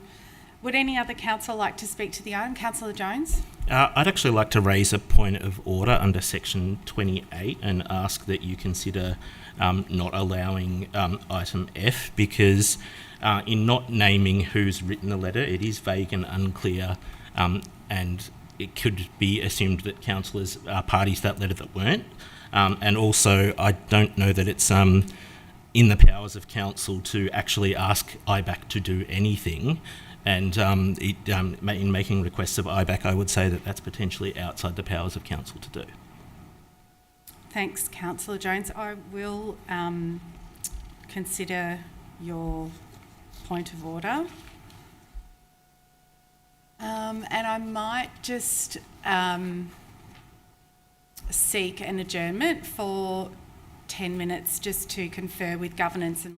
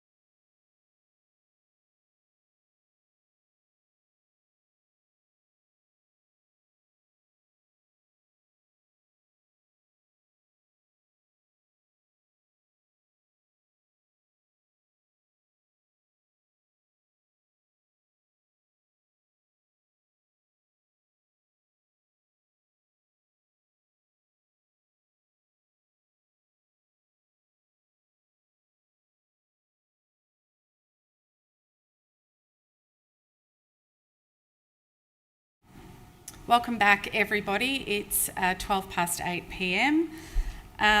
We left the meeting with Councillor Jones raising a point of order. I adjourned the meeting to consider that point of order. I've decided that your point of order is not upheld, as the matter is within the powers of council, to note that some councillors and former councillors have written to IBAC, and I reference Governance Rule 55.3. So I will now ask Councillor Phil Byrne, who was the seconder, if you would like to speak to the motion, or you did, I think, no? Oh, you already did, sorry about that. Councillor Jones, did you want to continue speaking to the motion? I would like to flag my concern. My apologies. I would like to flag my concern with the amendment, particularly Part F that's been raised, notwithstanding the fact that individuals are able to write letters to anyone they want to and make any requests. I just, in the wording of that letter, it doesn't make it clear which councillors are actually writing this letter, and can lead to assumptions that some councillors are party to a letter that may not be party to that letter. And just for me personally, I don't like the potential that something could be attributed to my name out there in public without me actually seeing what was written. I also think it actually detracts from the important message that is in the rest of the motion and the officer's recommendation. So, yeah, I mean, I'm opposed to the amendment, and I will be asking that we split the vote when it comes to the vote, but I do support the rest of the original officer's recommendation. I'll consider that request. Thank you, Councillor Jones. Would any other councillor like to speak to the motion?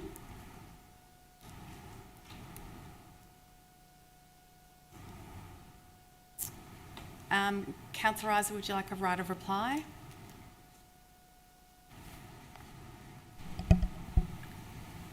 In terms of anything being detracted from the central core of this motion, I do think that my words in debate made very clear what I feel the central concerns are, and that is that we uphold the undertakings that we've made with respect to the Monitor's interim report, and uphold the undertakings to the Minister with respect to the findings of the report. I think that that's been very clearly the central key aspect of this debate. I'm happy to clarify that I'm happy to clarify that the letter was written by myself, Councillor Adams, Pearce Tyson and Katrina Hodgson, to make sure there's no lack of clarity. I hope that helps. Thank you, Councillor Isa. I have considered your request, Councillor Jones, to split the motion. So what we'll do is put the motion in two parts. Part one will be recommendations A, B, C, D and E, and part two will be recommendation F on its own. So we are going to put to the vote part one recommendations A, B, C, D and E, which are up on the screen. Is everybody clear what we're voting on? I'll put that to the vote. All those in favour? That is carried unanimously. Part two of the recommendation is recommendation Part F, which is up on the screen. Is everybody clear what we're voting for? I'll put that to the vote. All those in favour? That's Councillor Phil Byrne, Councillor Fran Cosgrove, Councillor Rose Isa, Councillor Theocharides, Councillor Adams. Those against? Councillor John Barnes, Councillor Samantha Byrne, Councillor Hamish Jones, Councillor John Sypek. I declare that motion carried.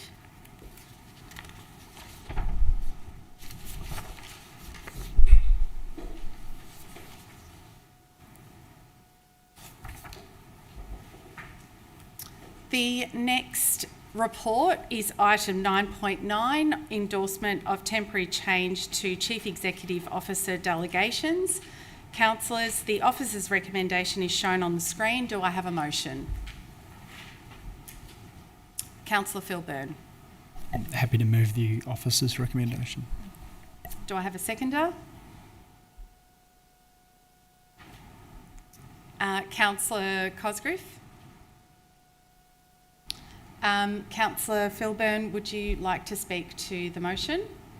I will want to speak to the motion, but Councillor Samantha Burns just reminded me that I think that there was more of a substantial motion that was going to be discussed, so I don't want to rock the boat with that, so I will have something to say, but I'm happy to, if it's possible, withdraw my motion of the officer's recommendation.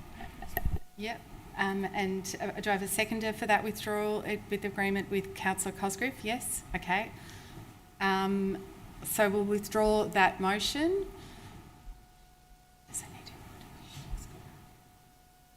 Okay, so councillors, do I have a motion? Councillor Byrne, Samantha Byrne. Thanks, Mayor. I would like to move the officer's recommendation with an addition on the end of point A, number 1, and the end of the last sentence to read, the instrument of delegation must be updated to exclude the third application listed in the table provided in the confidential further information pack, and the rest to continue as is. Thank you. Thank you, Councillor Byrne. Do I have a seconder? Do I have a seconder? Councillor Theocharides? Councillor Samantha Byrne, would you like to speak to the motion? Just as a point of clarification, Mayor, there wasn't the appetite to move this into confidential? No? I'm happy not to, but just double checking. I will consider that. I think we'll, no? Oh. We'll just take a short adjournment. We'll be back at 8:25 p.m. Thank you.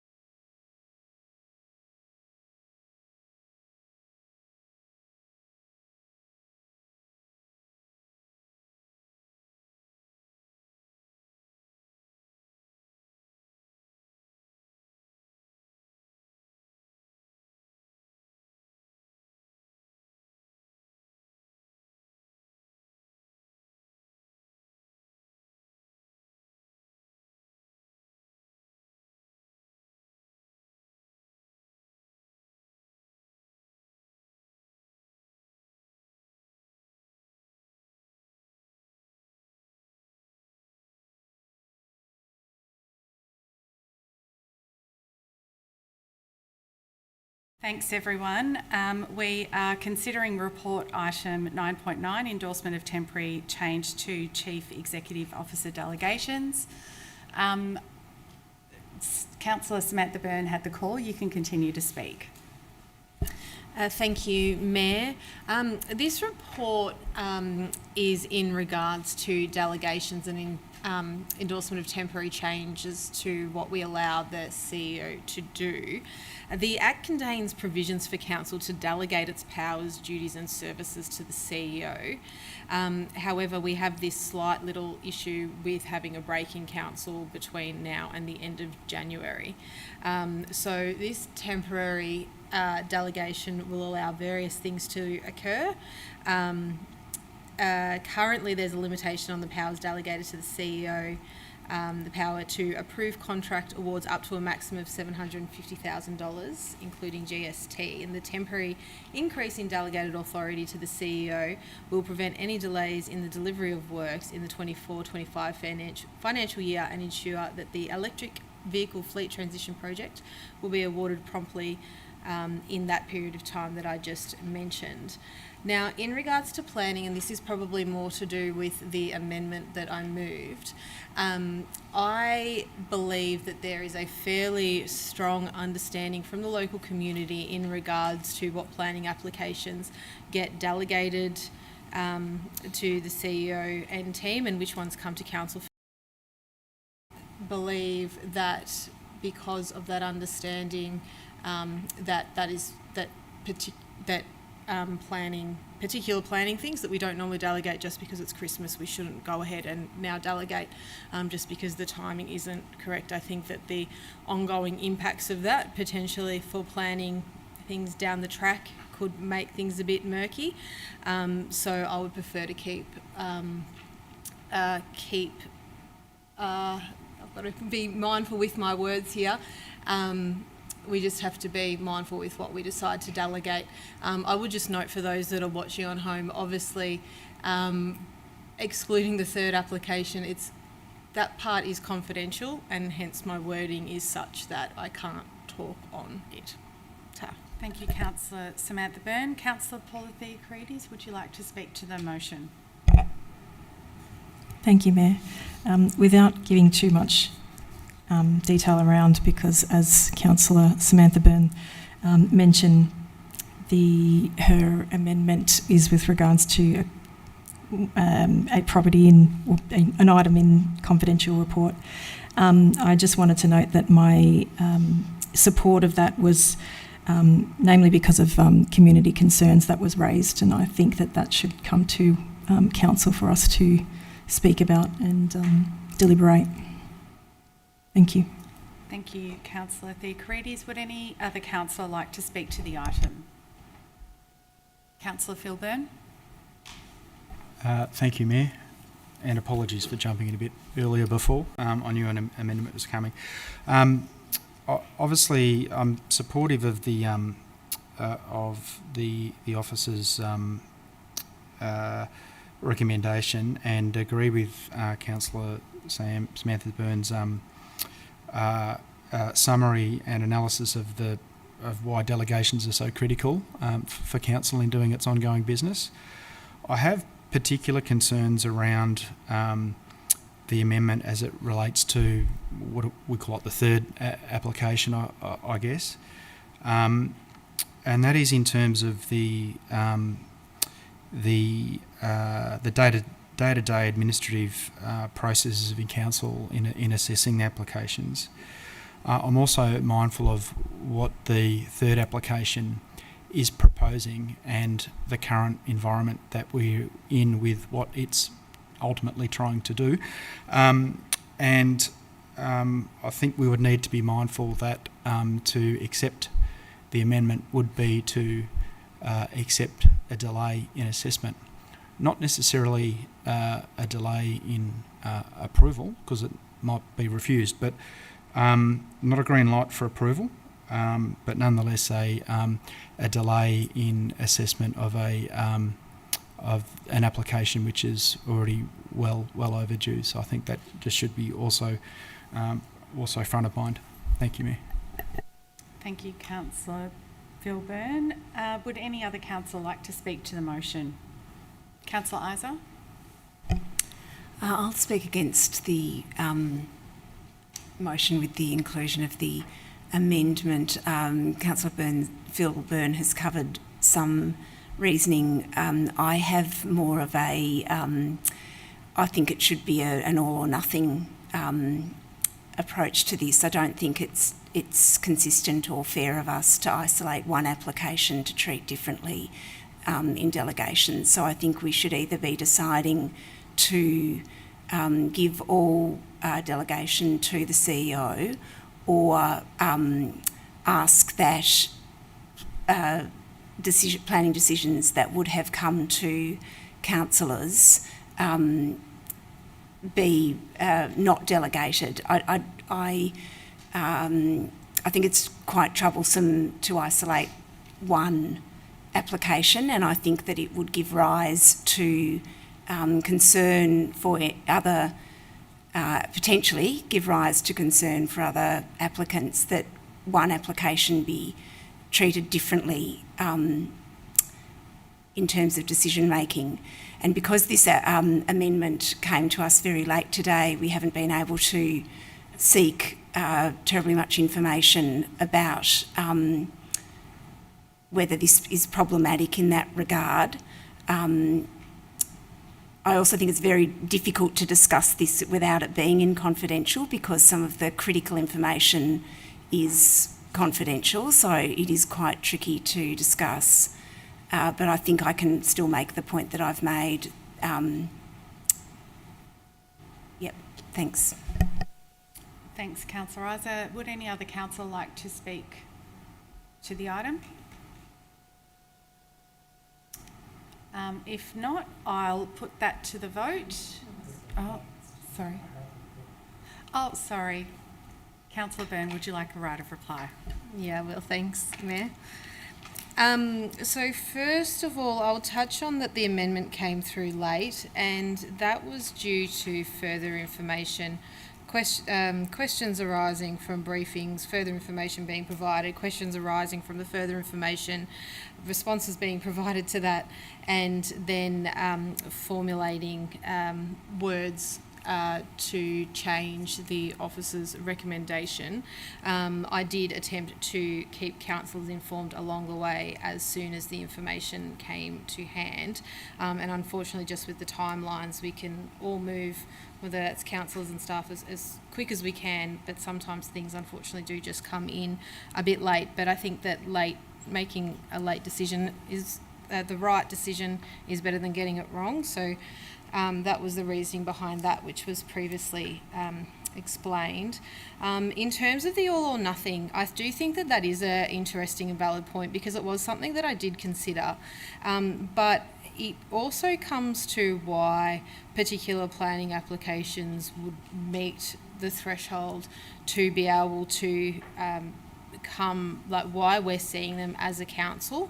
And again, because it's in confidential, we can't necessarily talk about things, but there are various reasons why planning applications aren't delegated to the CEO. And depending on the triggers is why they will then come to council. So I didn't necessarily think it was fair on all of those triggers, but it was something that I did consider. I think that the community would... Sorry, Mayor, I'm just trying to make sure my words don't say anything that I'm not allowed to say. But I believe that this is the right thing to do. The other thing that I did want to mention in terms of all or nothing is that councillors do have the ability to be able to call in any application anyway.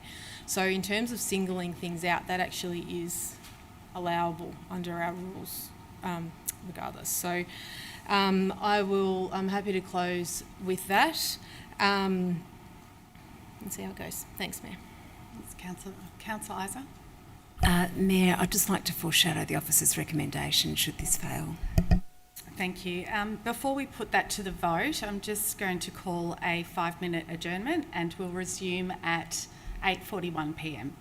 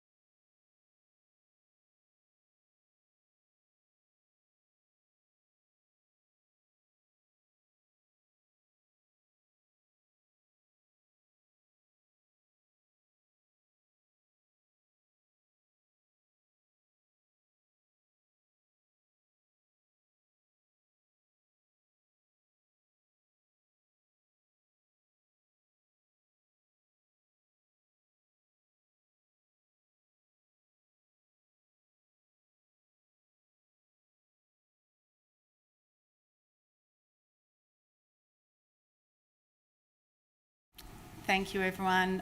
We're just resuming the meeting at 8:38 p.m. We are now going to put that motion to the vote. All those in favour? Councillor Barnes, Councillor Samantha Byrne, Councillor Jones, Councillor Sypek. All those against? Councillor Phil Byrne, Councillor Cosgriff, Councillor Isa, Councillor Theocrides, Councillor Adams. I declare that motion lost. Councillor Isa, you foreshadowed a motion. What is your motion? Move the officer's recommendation. Thanks, Mayor. Thanks, Councillor Isa. Do I have a seconder? Councillor Cosgriff. Councillor Isa, would you like to speak to the motion? Thanks, Mayor. I'll actually just speak to a part of the motion that I'm not sure we've touched on, which is the delegation of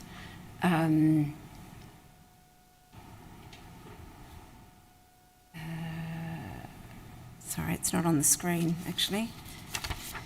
It's the part of the motion that, it's part B, that authorises the CEO to approve the tender evaluation outcome of the electric vehicle fleet transition project, which is a really exciting project, and we certainly don't want that to be delayed in any way. And so the project is a collaboration with Wyndham and Brimbank and across the three councils, 65 light and 7 heavy battery EVs and associated charging infrastructure is being deployed, and so very pleased if that can progress and that the necessary delegations conferred upon the CEO to make sure that we don't delay with that one. Thanks.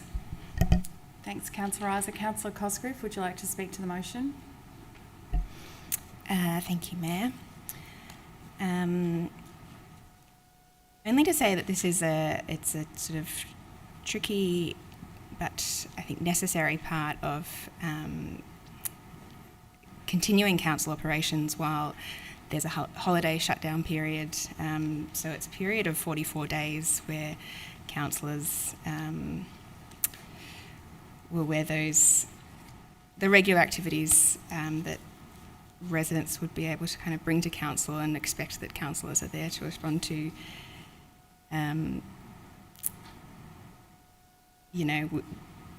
We're not necessarily, and I think it's really tricky to get the right balance, but it's important to ensure that, particularly for those planning matters, it's a period of 44 days, and, we endeavour to get a response on planning matters within 60 days, and that doesn't leave much time, and that also leaves council open to VCAP proceedings and other things, and it's not fair on residents, and it's tricky. But I think it's necessary to do. Thank you. Thanks, Councillor Cosgriff. Would any other councillor like to speak to the item? Councillor Theocrides. Thank you, Mayor. I'd like to propose an amendment, please. Yes, what is your amendment, Councillor Theocrides? It's essentially to a bit of a combination of what I heard Councillor Councillor Samantha Burns and Councillor Isa both spoke in the last motion, which made me consider both point of views. And so in considering what I mentioned before about the community raising some concerns about that third application, but also considering Councillor Isa's... Mayor, we need to hear the motion. Oh, apologies. Oh, Yep. the amendment, Yep. sorry. Apologies. So in the proposed motion is... the proposed amendment... What is your amendment? Thank you. To move the officer's recommendation, however, with an amendment to AI that the instrument of delegation must be updated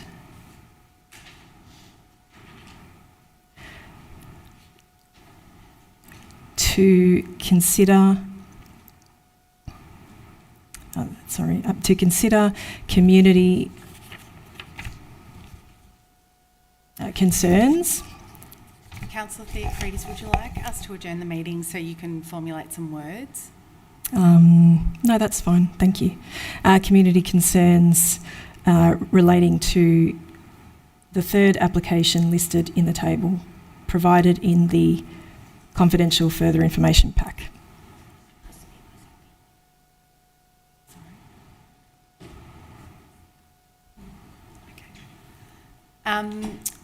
Thanks, Councillor Theocrides. I will ask the CEO if that amendment is implementable, please.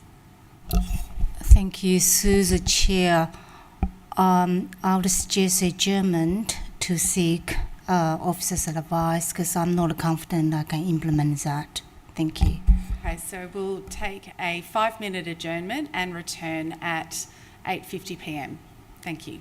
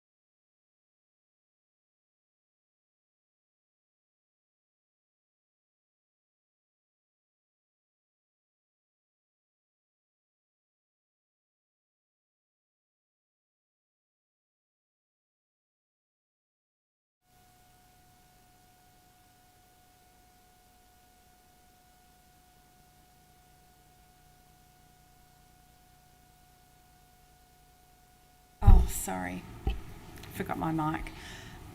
Welcome back. We are currently, so we're resuming the meeting at 8:54 p.m.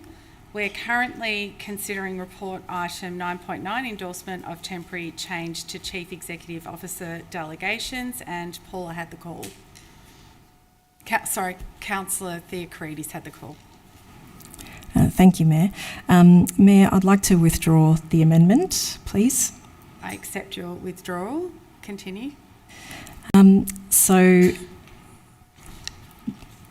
the reason for withdrawing is the reason that I put it up in the first place was because I saw both Councillor Burns and Councillor Isers' points of views, and I know that all councillors do strongly consider community concerns, and in passing this motion as is according to what has been recommended by officers, I didn't want the community to think that their concerns wouldn't be heard.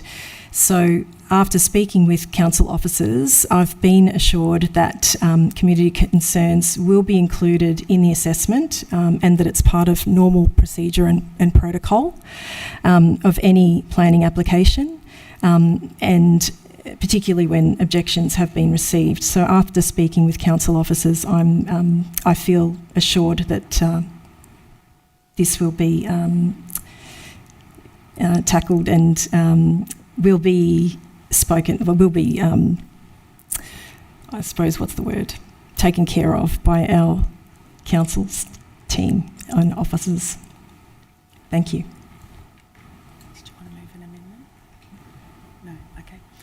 Would any other council like to speak to the motion? Councillor Byrne, Samantha Byrne.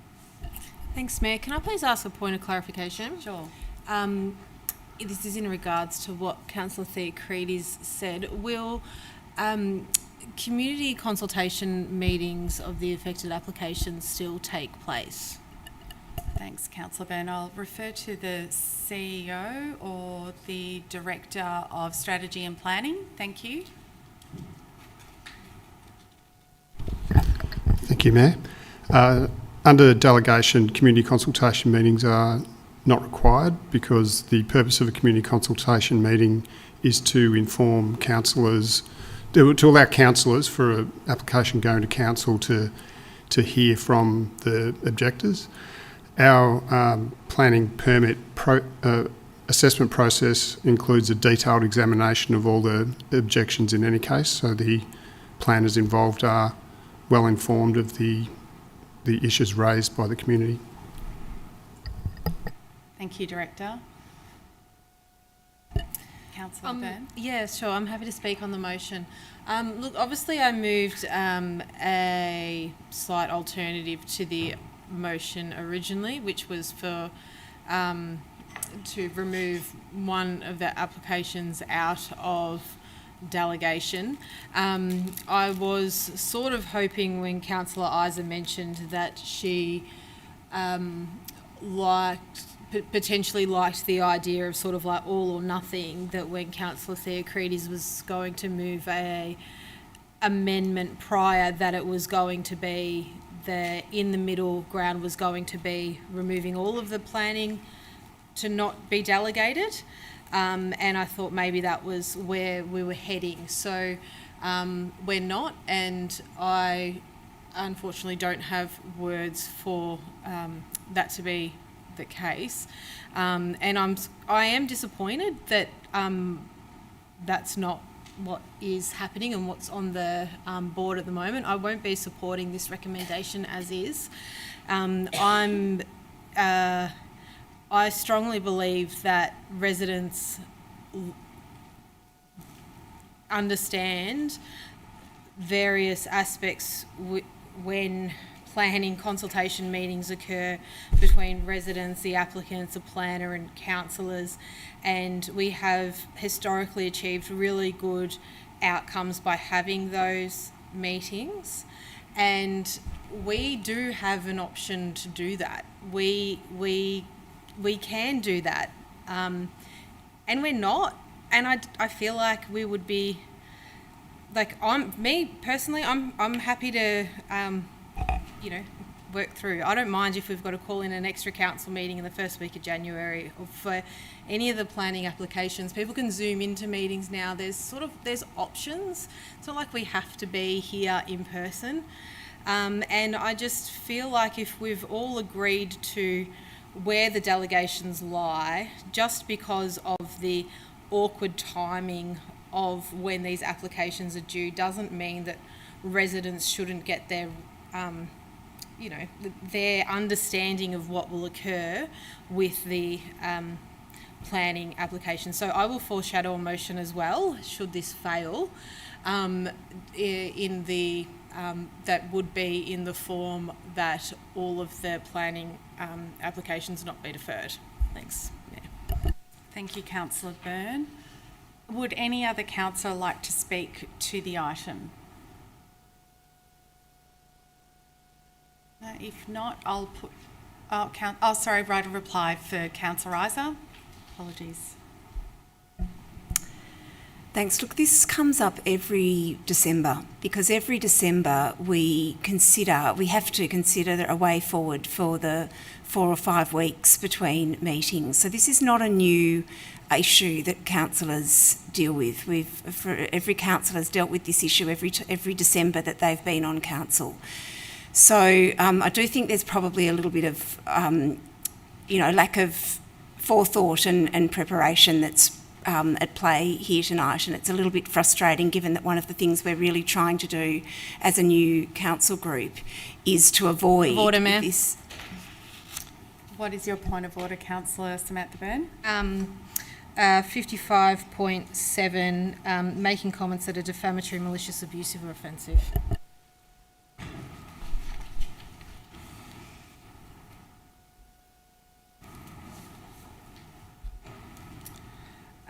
Thank you, Councillor Byrne. Which remark do you find offensive? Councillor Isa's last couple of sentences in regards to councillors not having the forethought. Thank you, Councillor Byrne. After consideration, I decide that your point of order is upheld, and so I will ask Councillor Isa to withdraw that remark. I withdraw. Withdraw the remark, but could you clarify what I'm withdrawing? I'm happy to withdraw whatever you wouldn't want me to withdraw.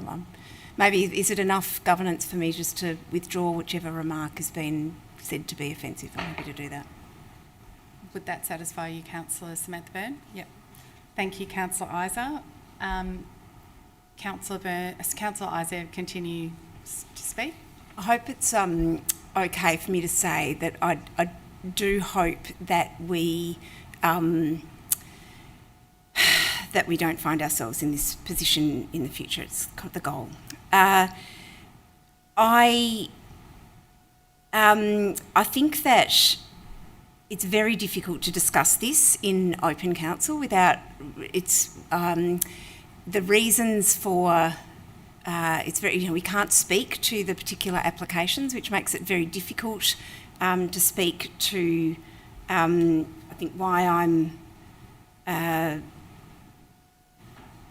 happy to support the officer's recommendation. I think it's probably suffice to say that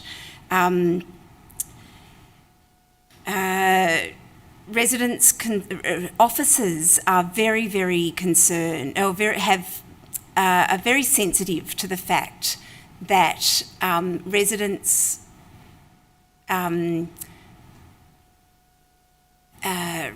feedback to planning objection. 15 seconds on the clock. Oh, sorry. That's okay. Perhaps I could just have a 30-second extension given the point of order. Council officers are very sensitive in terms of resident feedback to planning applications. And while the consultation meetings and council meetings provide somewhat more of an a hearing, we are only ever able to decide on planning matters and things that are relevant to planning applications. And I think planning officers are able to give that same degree of sensitivity over this period for the applications that are being affected. Thank you, Councillor Isa. I'll put that to the vote. All those in favour? Councillor Phil Byrne, Councillor Cosgriff, Councillor Isa, Councillor Hamish Jones, Councillor Theocharides, Councillor Adams. All those against? Councillor Barnes, Councillor Samantha Byrne, Councillor John Sypek. I declare that motion carried.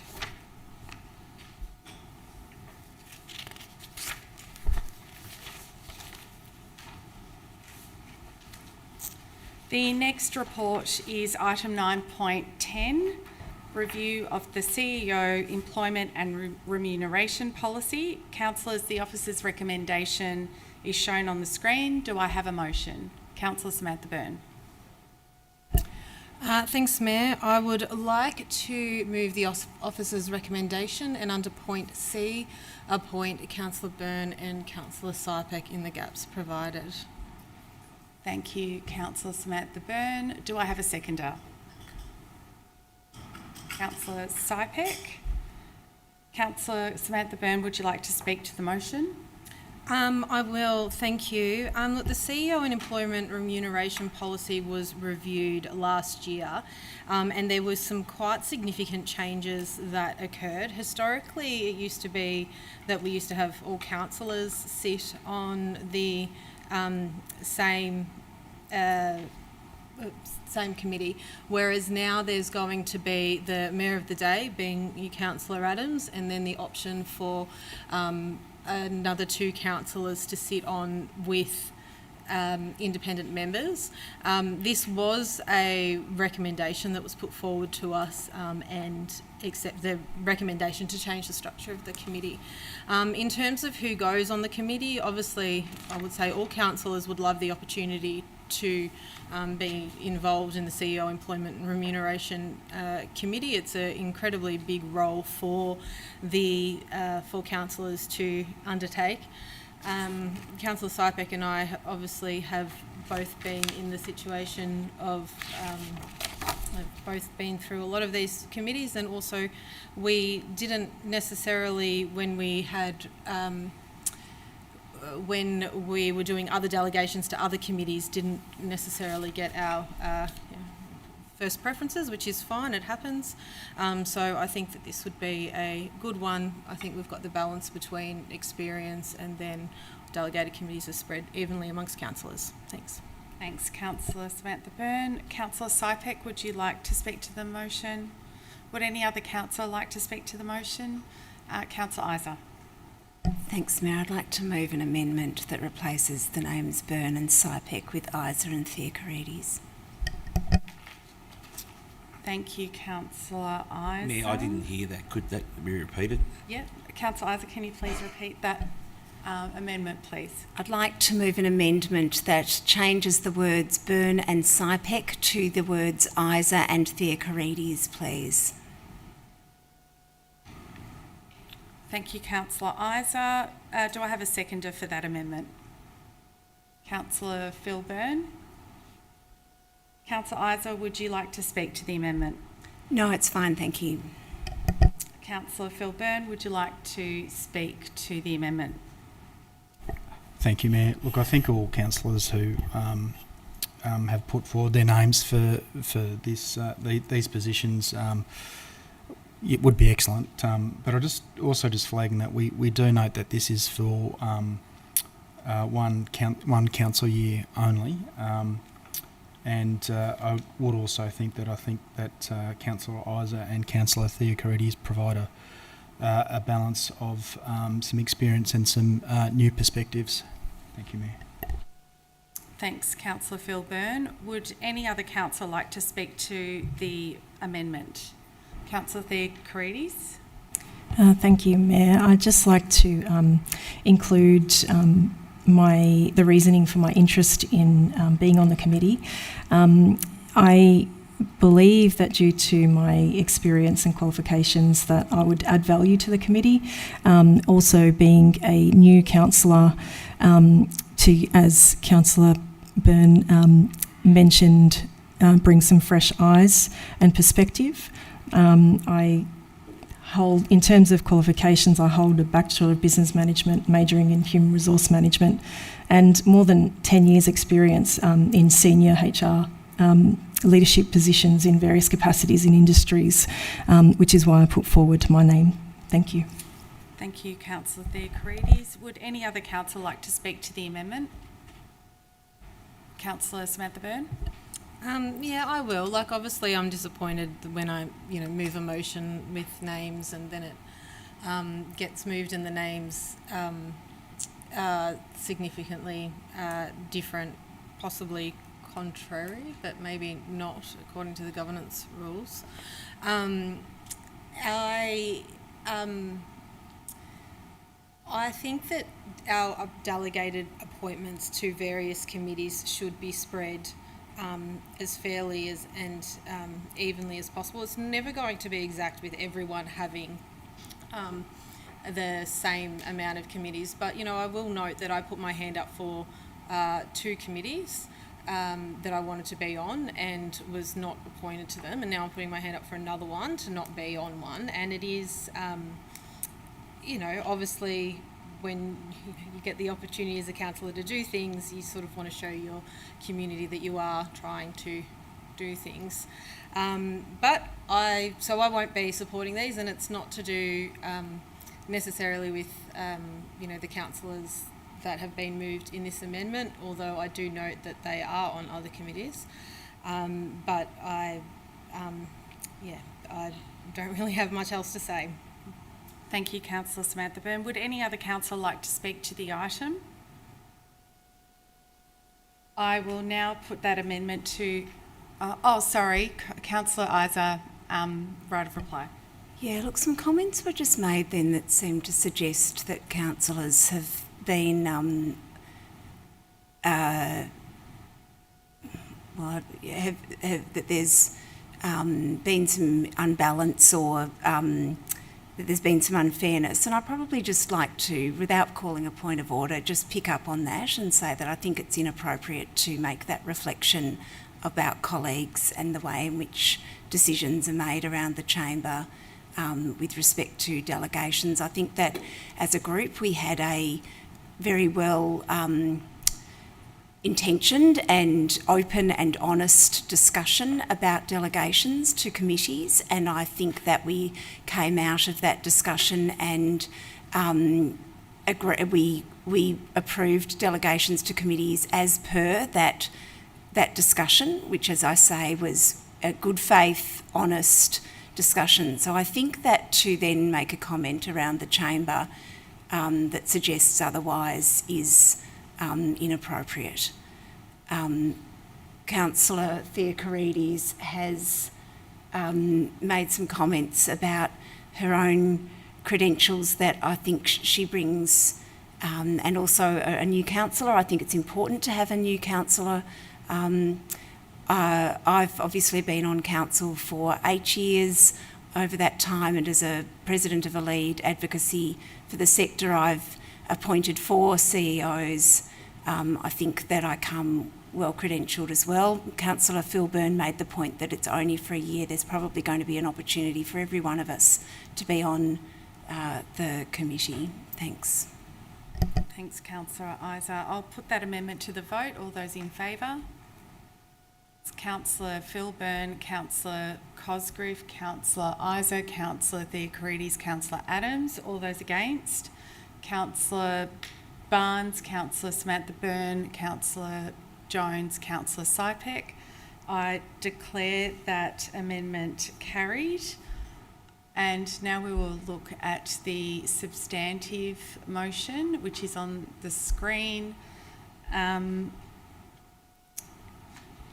I will ask if anybody else would like to speak to the motion, the original motion that hasn't spoken. Councillor the burn. Mayor, I'd like to withdraw the motion, please.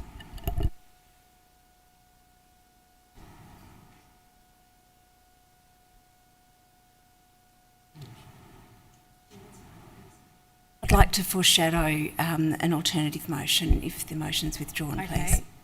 So who was this? The seconder was Councillor Sypek. So do you agree to withdraw the motion? Okay, so we will withdraw the motion, and I will ask Councillor Isa to move her foreshadowed motion, please. I'd like to foreshadow the officer's recommendation with the councillors' names, Councillor Isa and Councillor Theocarides, inserted in the spaces. Thank you. Thank you, Councillor Isa. Do I have a seconder? Councillor Phil Byrne. Councillor Isa, would you like to speak to the motion? In the interests of time, I won't. Thank you. Councillor Phil Byrne, would you like to speak to the motion? Only to note that I've just done the same thing twice. Would any other councillor like to speak to the motion? I will put that to the vote. All those in favour? That's Councillor Phil Byrne, Councillor Cosgrove, Councillor Isa, Councillor Jones, Councillor Theocarides, Councillor Adams. All those against? That's Councillor Barnes, Councillor Samantha Byrne, Councillor Sypek, and I declare that motion carried.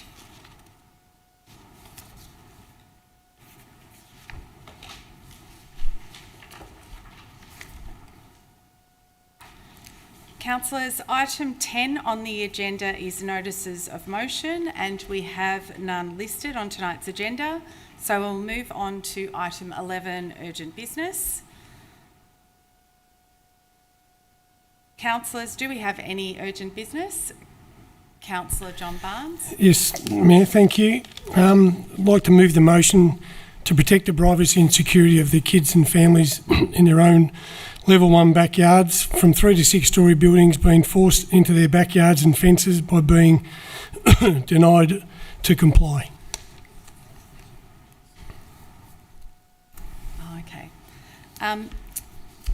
Councillor Barnes, I am going to adjourn the meeting so we can talk about how to move urgent business. Yep.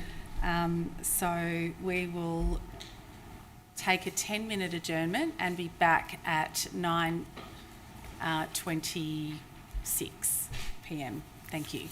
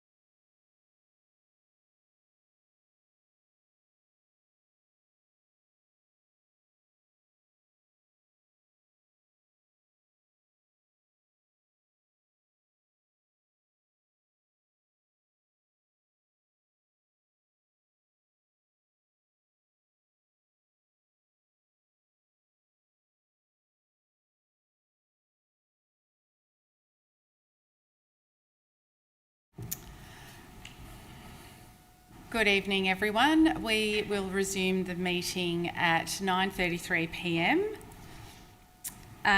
Before we adjourned the meeting, we were considering item number 11, urgent business, and Councillor Barnes raised urgent business and spoke to that urgent business. I now call on Councillor Barnes to move a motion as to why this matter should be considered an item of urgent business.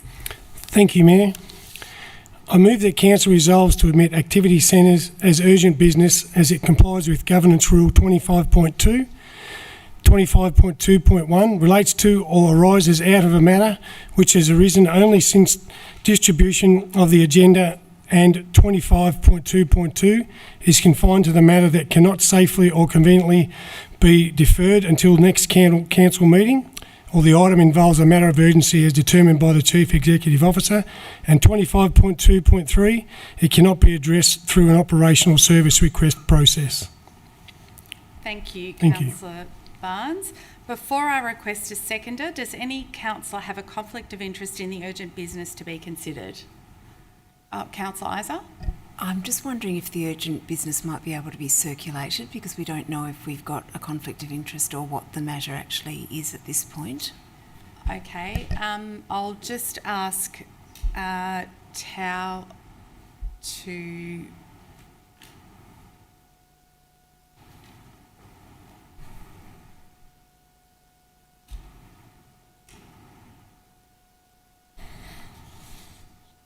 What's...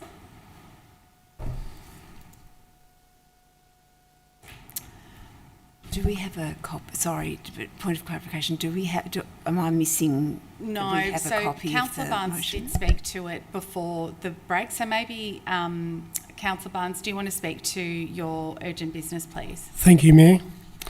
As recently as tonight, the community members brought this matter to Council's attention, and I think it's important for Council to consider this matter as urgent business. What's the motion? The motion. Move the motion that Council protects the privacy and security of children and families in their own one-level backyards from 3 to 6 storey buildings being forced onto their back fences by being deemed comply in Niddrie and North Essendon activity centres. Thank you, Councillor Barnes. Thank you, Mayor. Can we have that on the screen, please? Have you got it in? Right. Sorry, we're just waiting for it to, for governance to put it on the screen.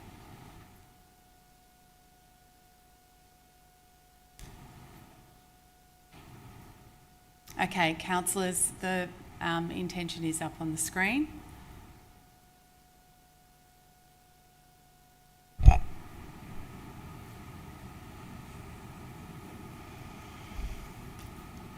Can everybody read that?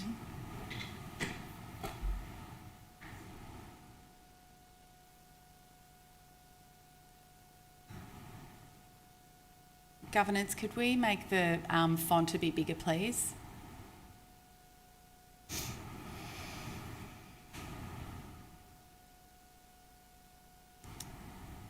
Can everybody read that?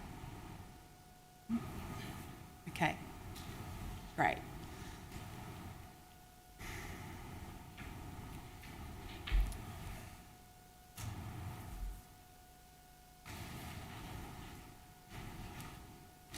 Councillor Theocrides. Thank you, Mayor. I just have a question. I think it's a point of clarification. Is this the motion something that's within the remit of council, or is it more a state matter that's already been raised with both state members? I'll ask the CEO to respond.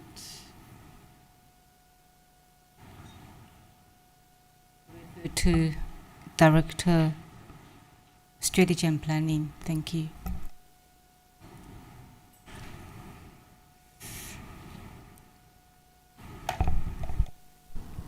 Through you, Mayor. The motion as it reads doesn't call for a specific action of council that would protect the privacy and security as I read it. It's so my question would be relating to that, what the actual action is. The only other thing I'd note is the term is deemed to comply, just for reference. Thank you, Director. Councillors, I'll ask again if we have any council with a conflict of interest in the urgent business to be considered. No? Okay, so councillors, do I have a seconder that it be considered urgent? Councillor Sypek? Yeah, I'm happy to move to second this just to hear the debate. Councillor Barnes, would you like to speak to the motion as to why it should be accepted as urgent business? Sorry, Mayor, before that occurs, can I raise a point of order as to whether this motion is can be under 28.3, whether it is in fact vague or unclear in intention? So the ruling is any motion which is determined by the chair to be vague or unclear in intention, also outside the powers of council, but I think the director has spoken to that as well. Thanks, Councillor Isa. I'll just take a moment to consider that.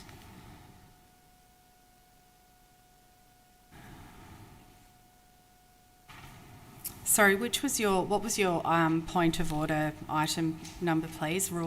Governance rule. So it's under, so I've just lost the, refers back to Rule 28. Is it 55.3? 55.3. It's the one that says anything that's against the governance rules, and so governance rule 28. 55.1. Yep. Anything that is contrary to the governance rules? Yep. And so governance rule 28 says the chair, any motion which is determined by the chair to be vague or unclear in intention or outside the powers of council must not be accepted by the chair. Thank you, Councillor Isa. I've considered your point of order and will uphold that order that the motion is, or the urgent business is vague or unclear in intention in accordance with Rule 28.3. So, Mayor, I'd like to move that the chair's ruling be dissented from.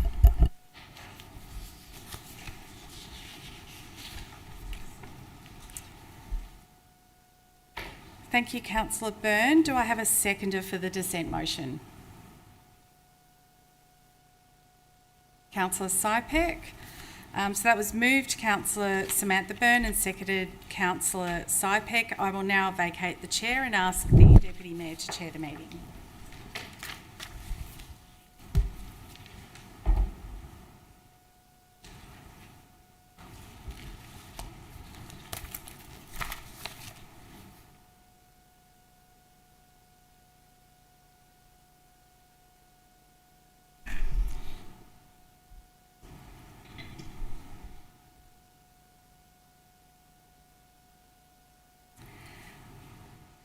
All right. So, Councillor Byrne is Councillor Samantha Byrne is mover of the dissent motion. Would you like to speak to it?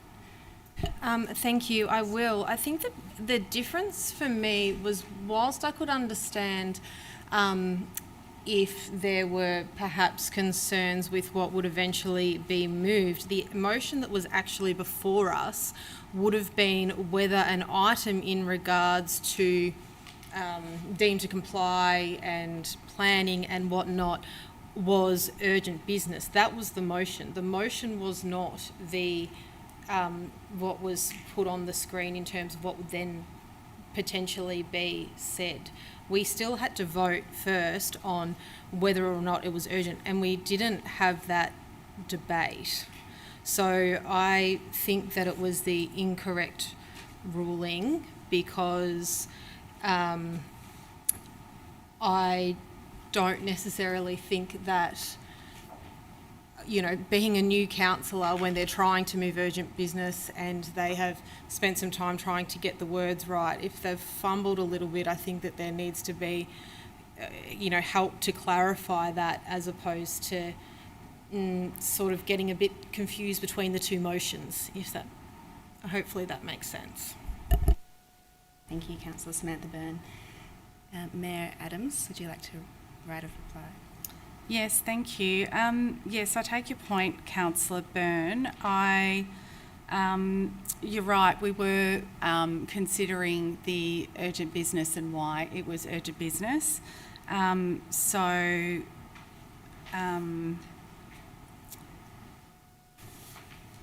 Thank you for pointing that out. Thank you.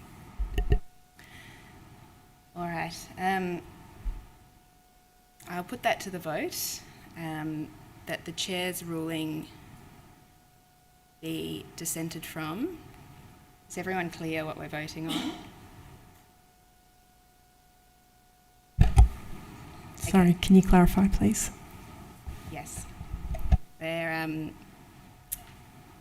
So Councillor Samantha Byrne raised...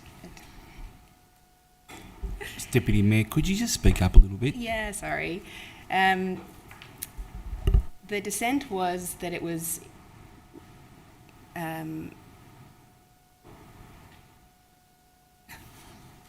what was the dissent? The dissent was that we were at the wrong point Could I in the seek process. an adjournment, please? Thank you. I might need a seconder for that. Because I'm not the chair calling otherwise the chair could potentially just call an adjournment so that we didn't need Okay, to I'll vote call on a it. 5-minute adjournment. Thank you, Councillor Isa. We'll reconvene at 9:50.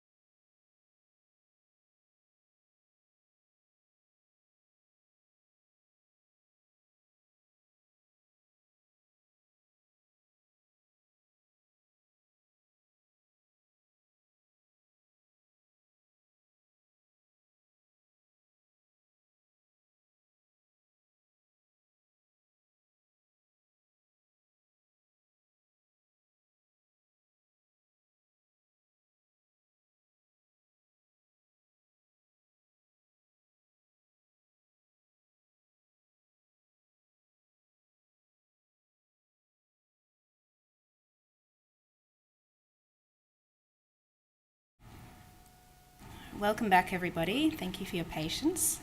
We'll recommence this meeting at 10:14. Just to recap where we're up to, Councillor Isa raised a point of order stating that the motion for urgent business was vague. The Chair ruled to uphold that Councillor Isa's point of order. Councillor Samantha Byrne moved a dissent motion stating that Council has not yet considered why the motion is urgent, therefore the Chair's ruling be dissented from. As both parties have spoken, I will now put the motion that the Chair's ruling be dissented from to the vote. All those in favour? That's Councillor Barnes, Councillor Samantha Byrne, Mayor Adams, Councillor Jones, Councillor Sypek, Councillor Theocharides. All those against? That's Councillor Phil Byrne, Councillor Isa, Councillor Cosgrove. I declare that carried. I'll invite the Mayor to resume the chair.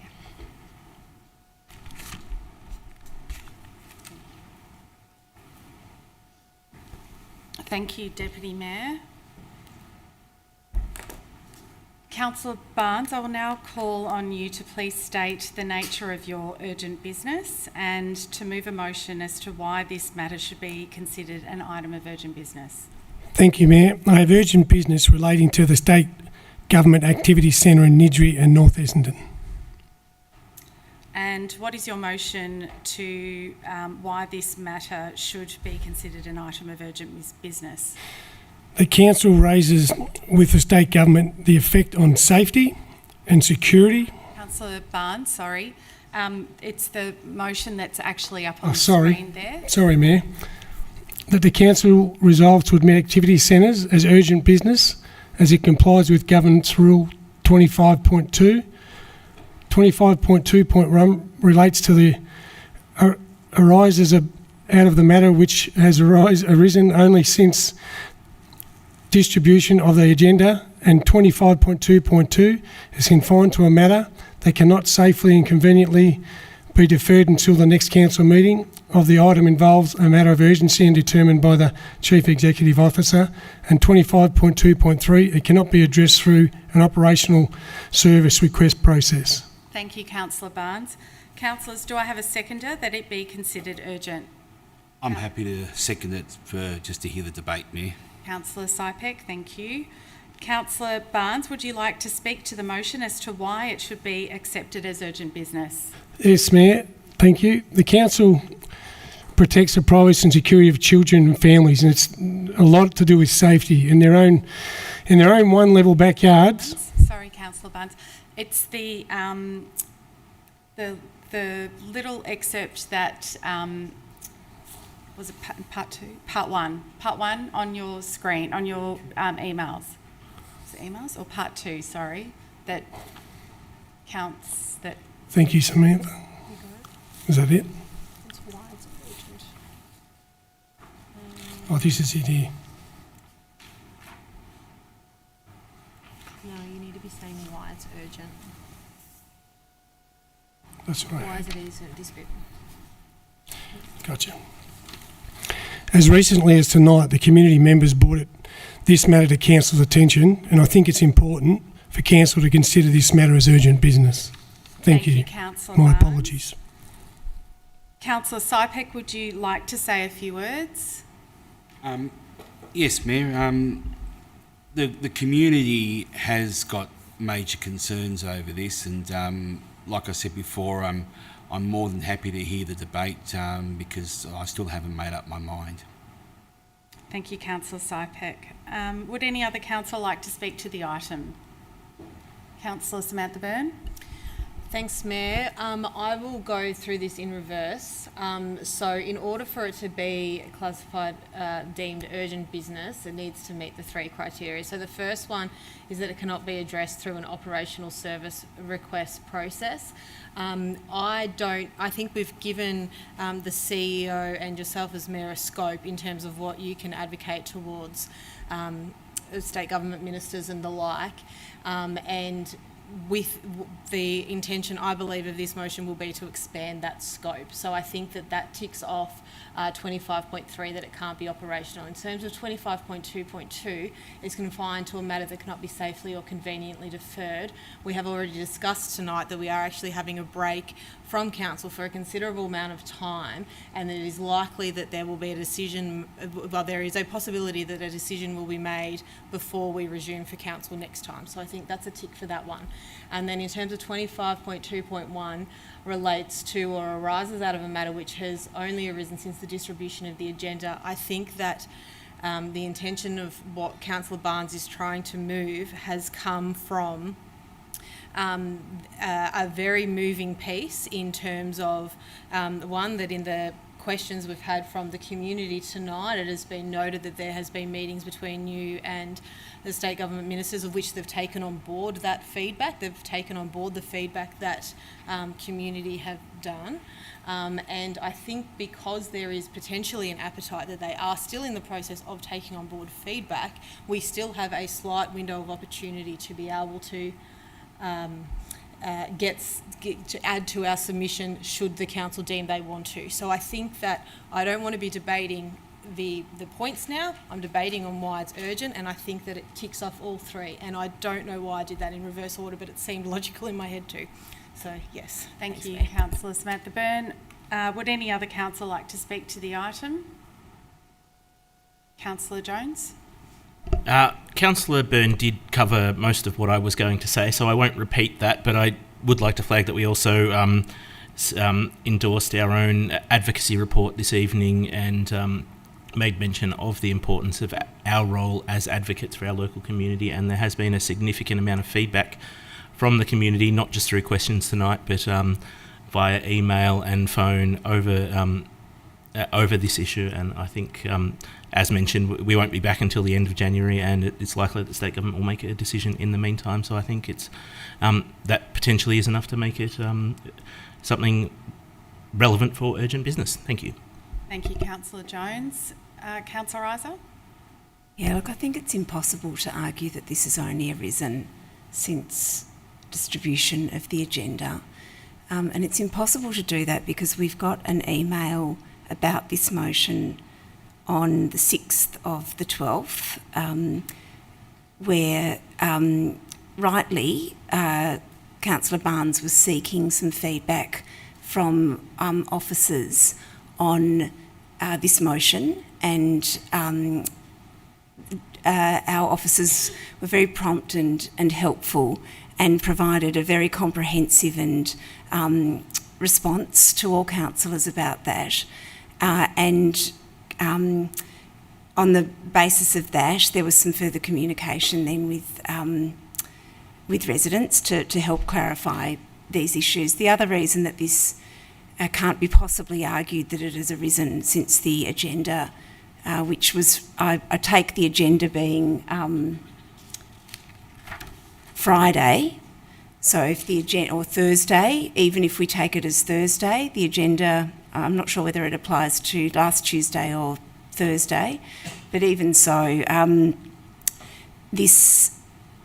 all we have at the moment is that the topic's about activity centres. Activity centres have not arisen as a matter of urgency since last Tuesday or since last Wednesday or since last Thursday.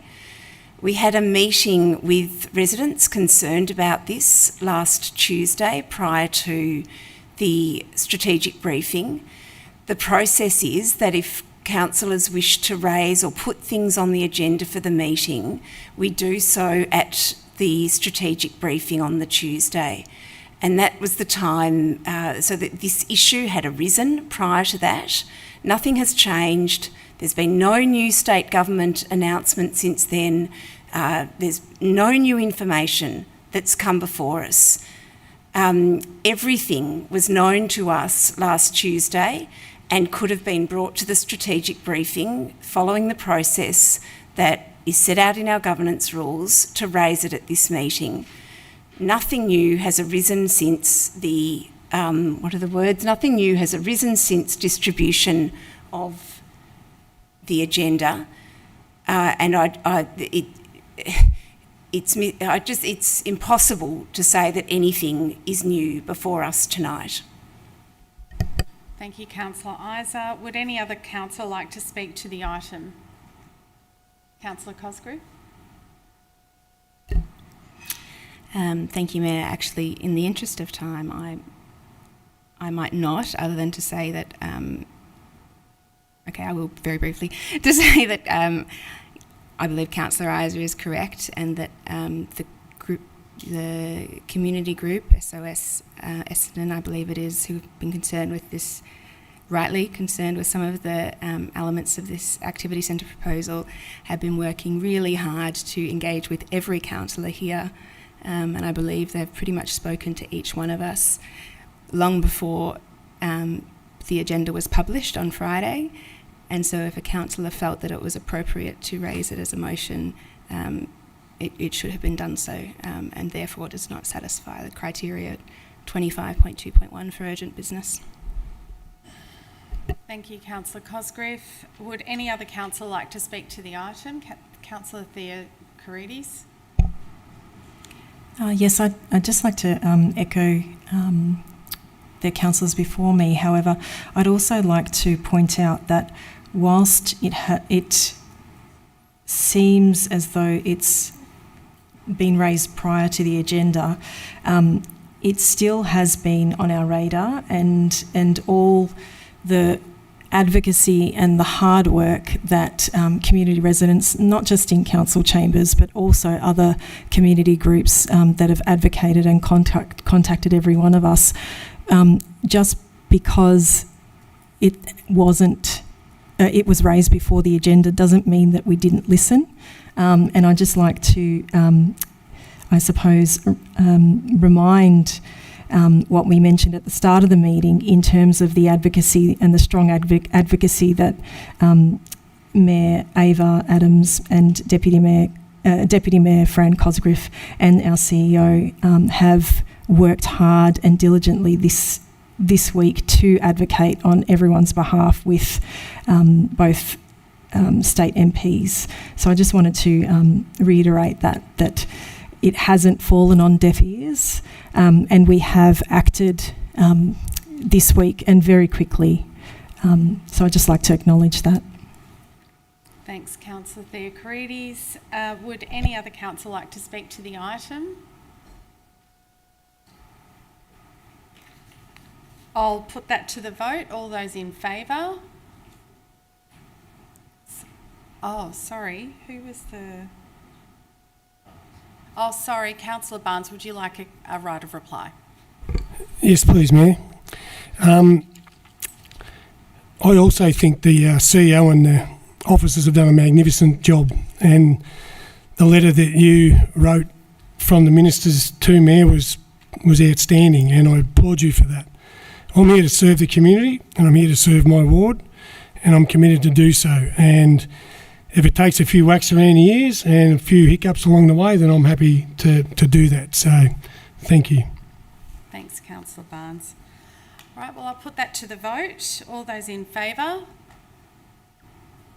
That's Councillor Barnes, Councillor Samantha Byrne, Councillor Hamish Jones, Councillor Sypek, and those against? Councillor Phil Byrne, Councillor Cosgrove, Councillor Isa, Councillor Theocharides and Councillor Adams. I declare that motion lost.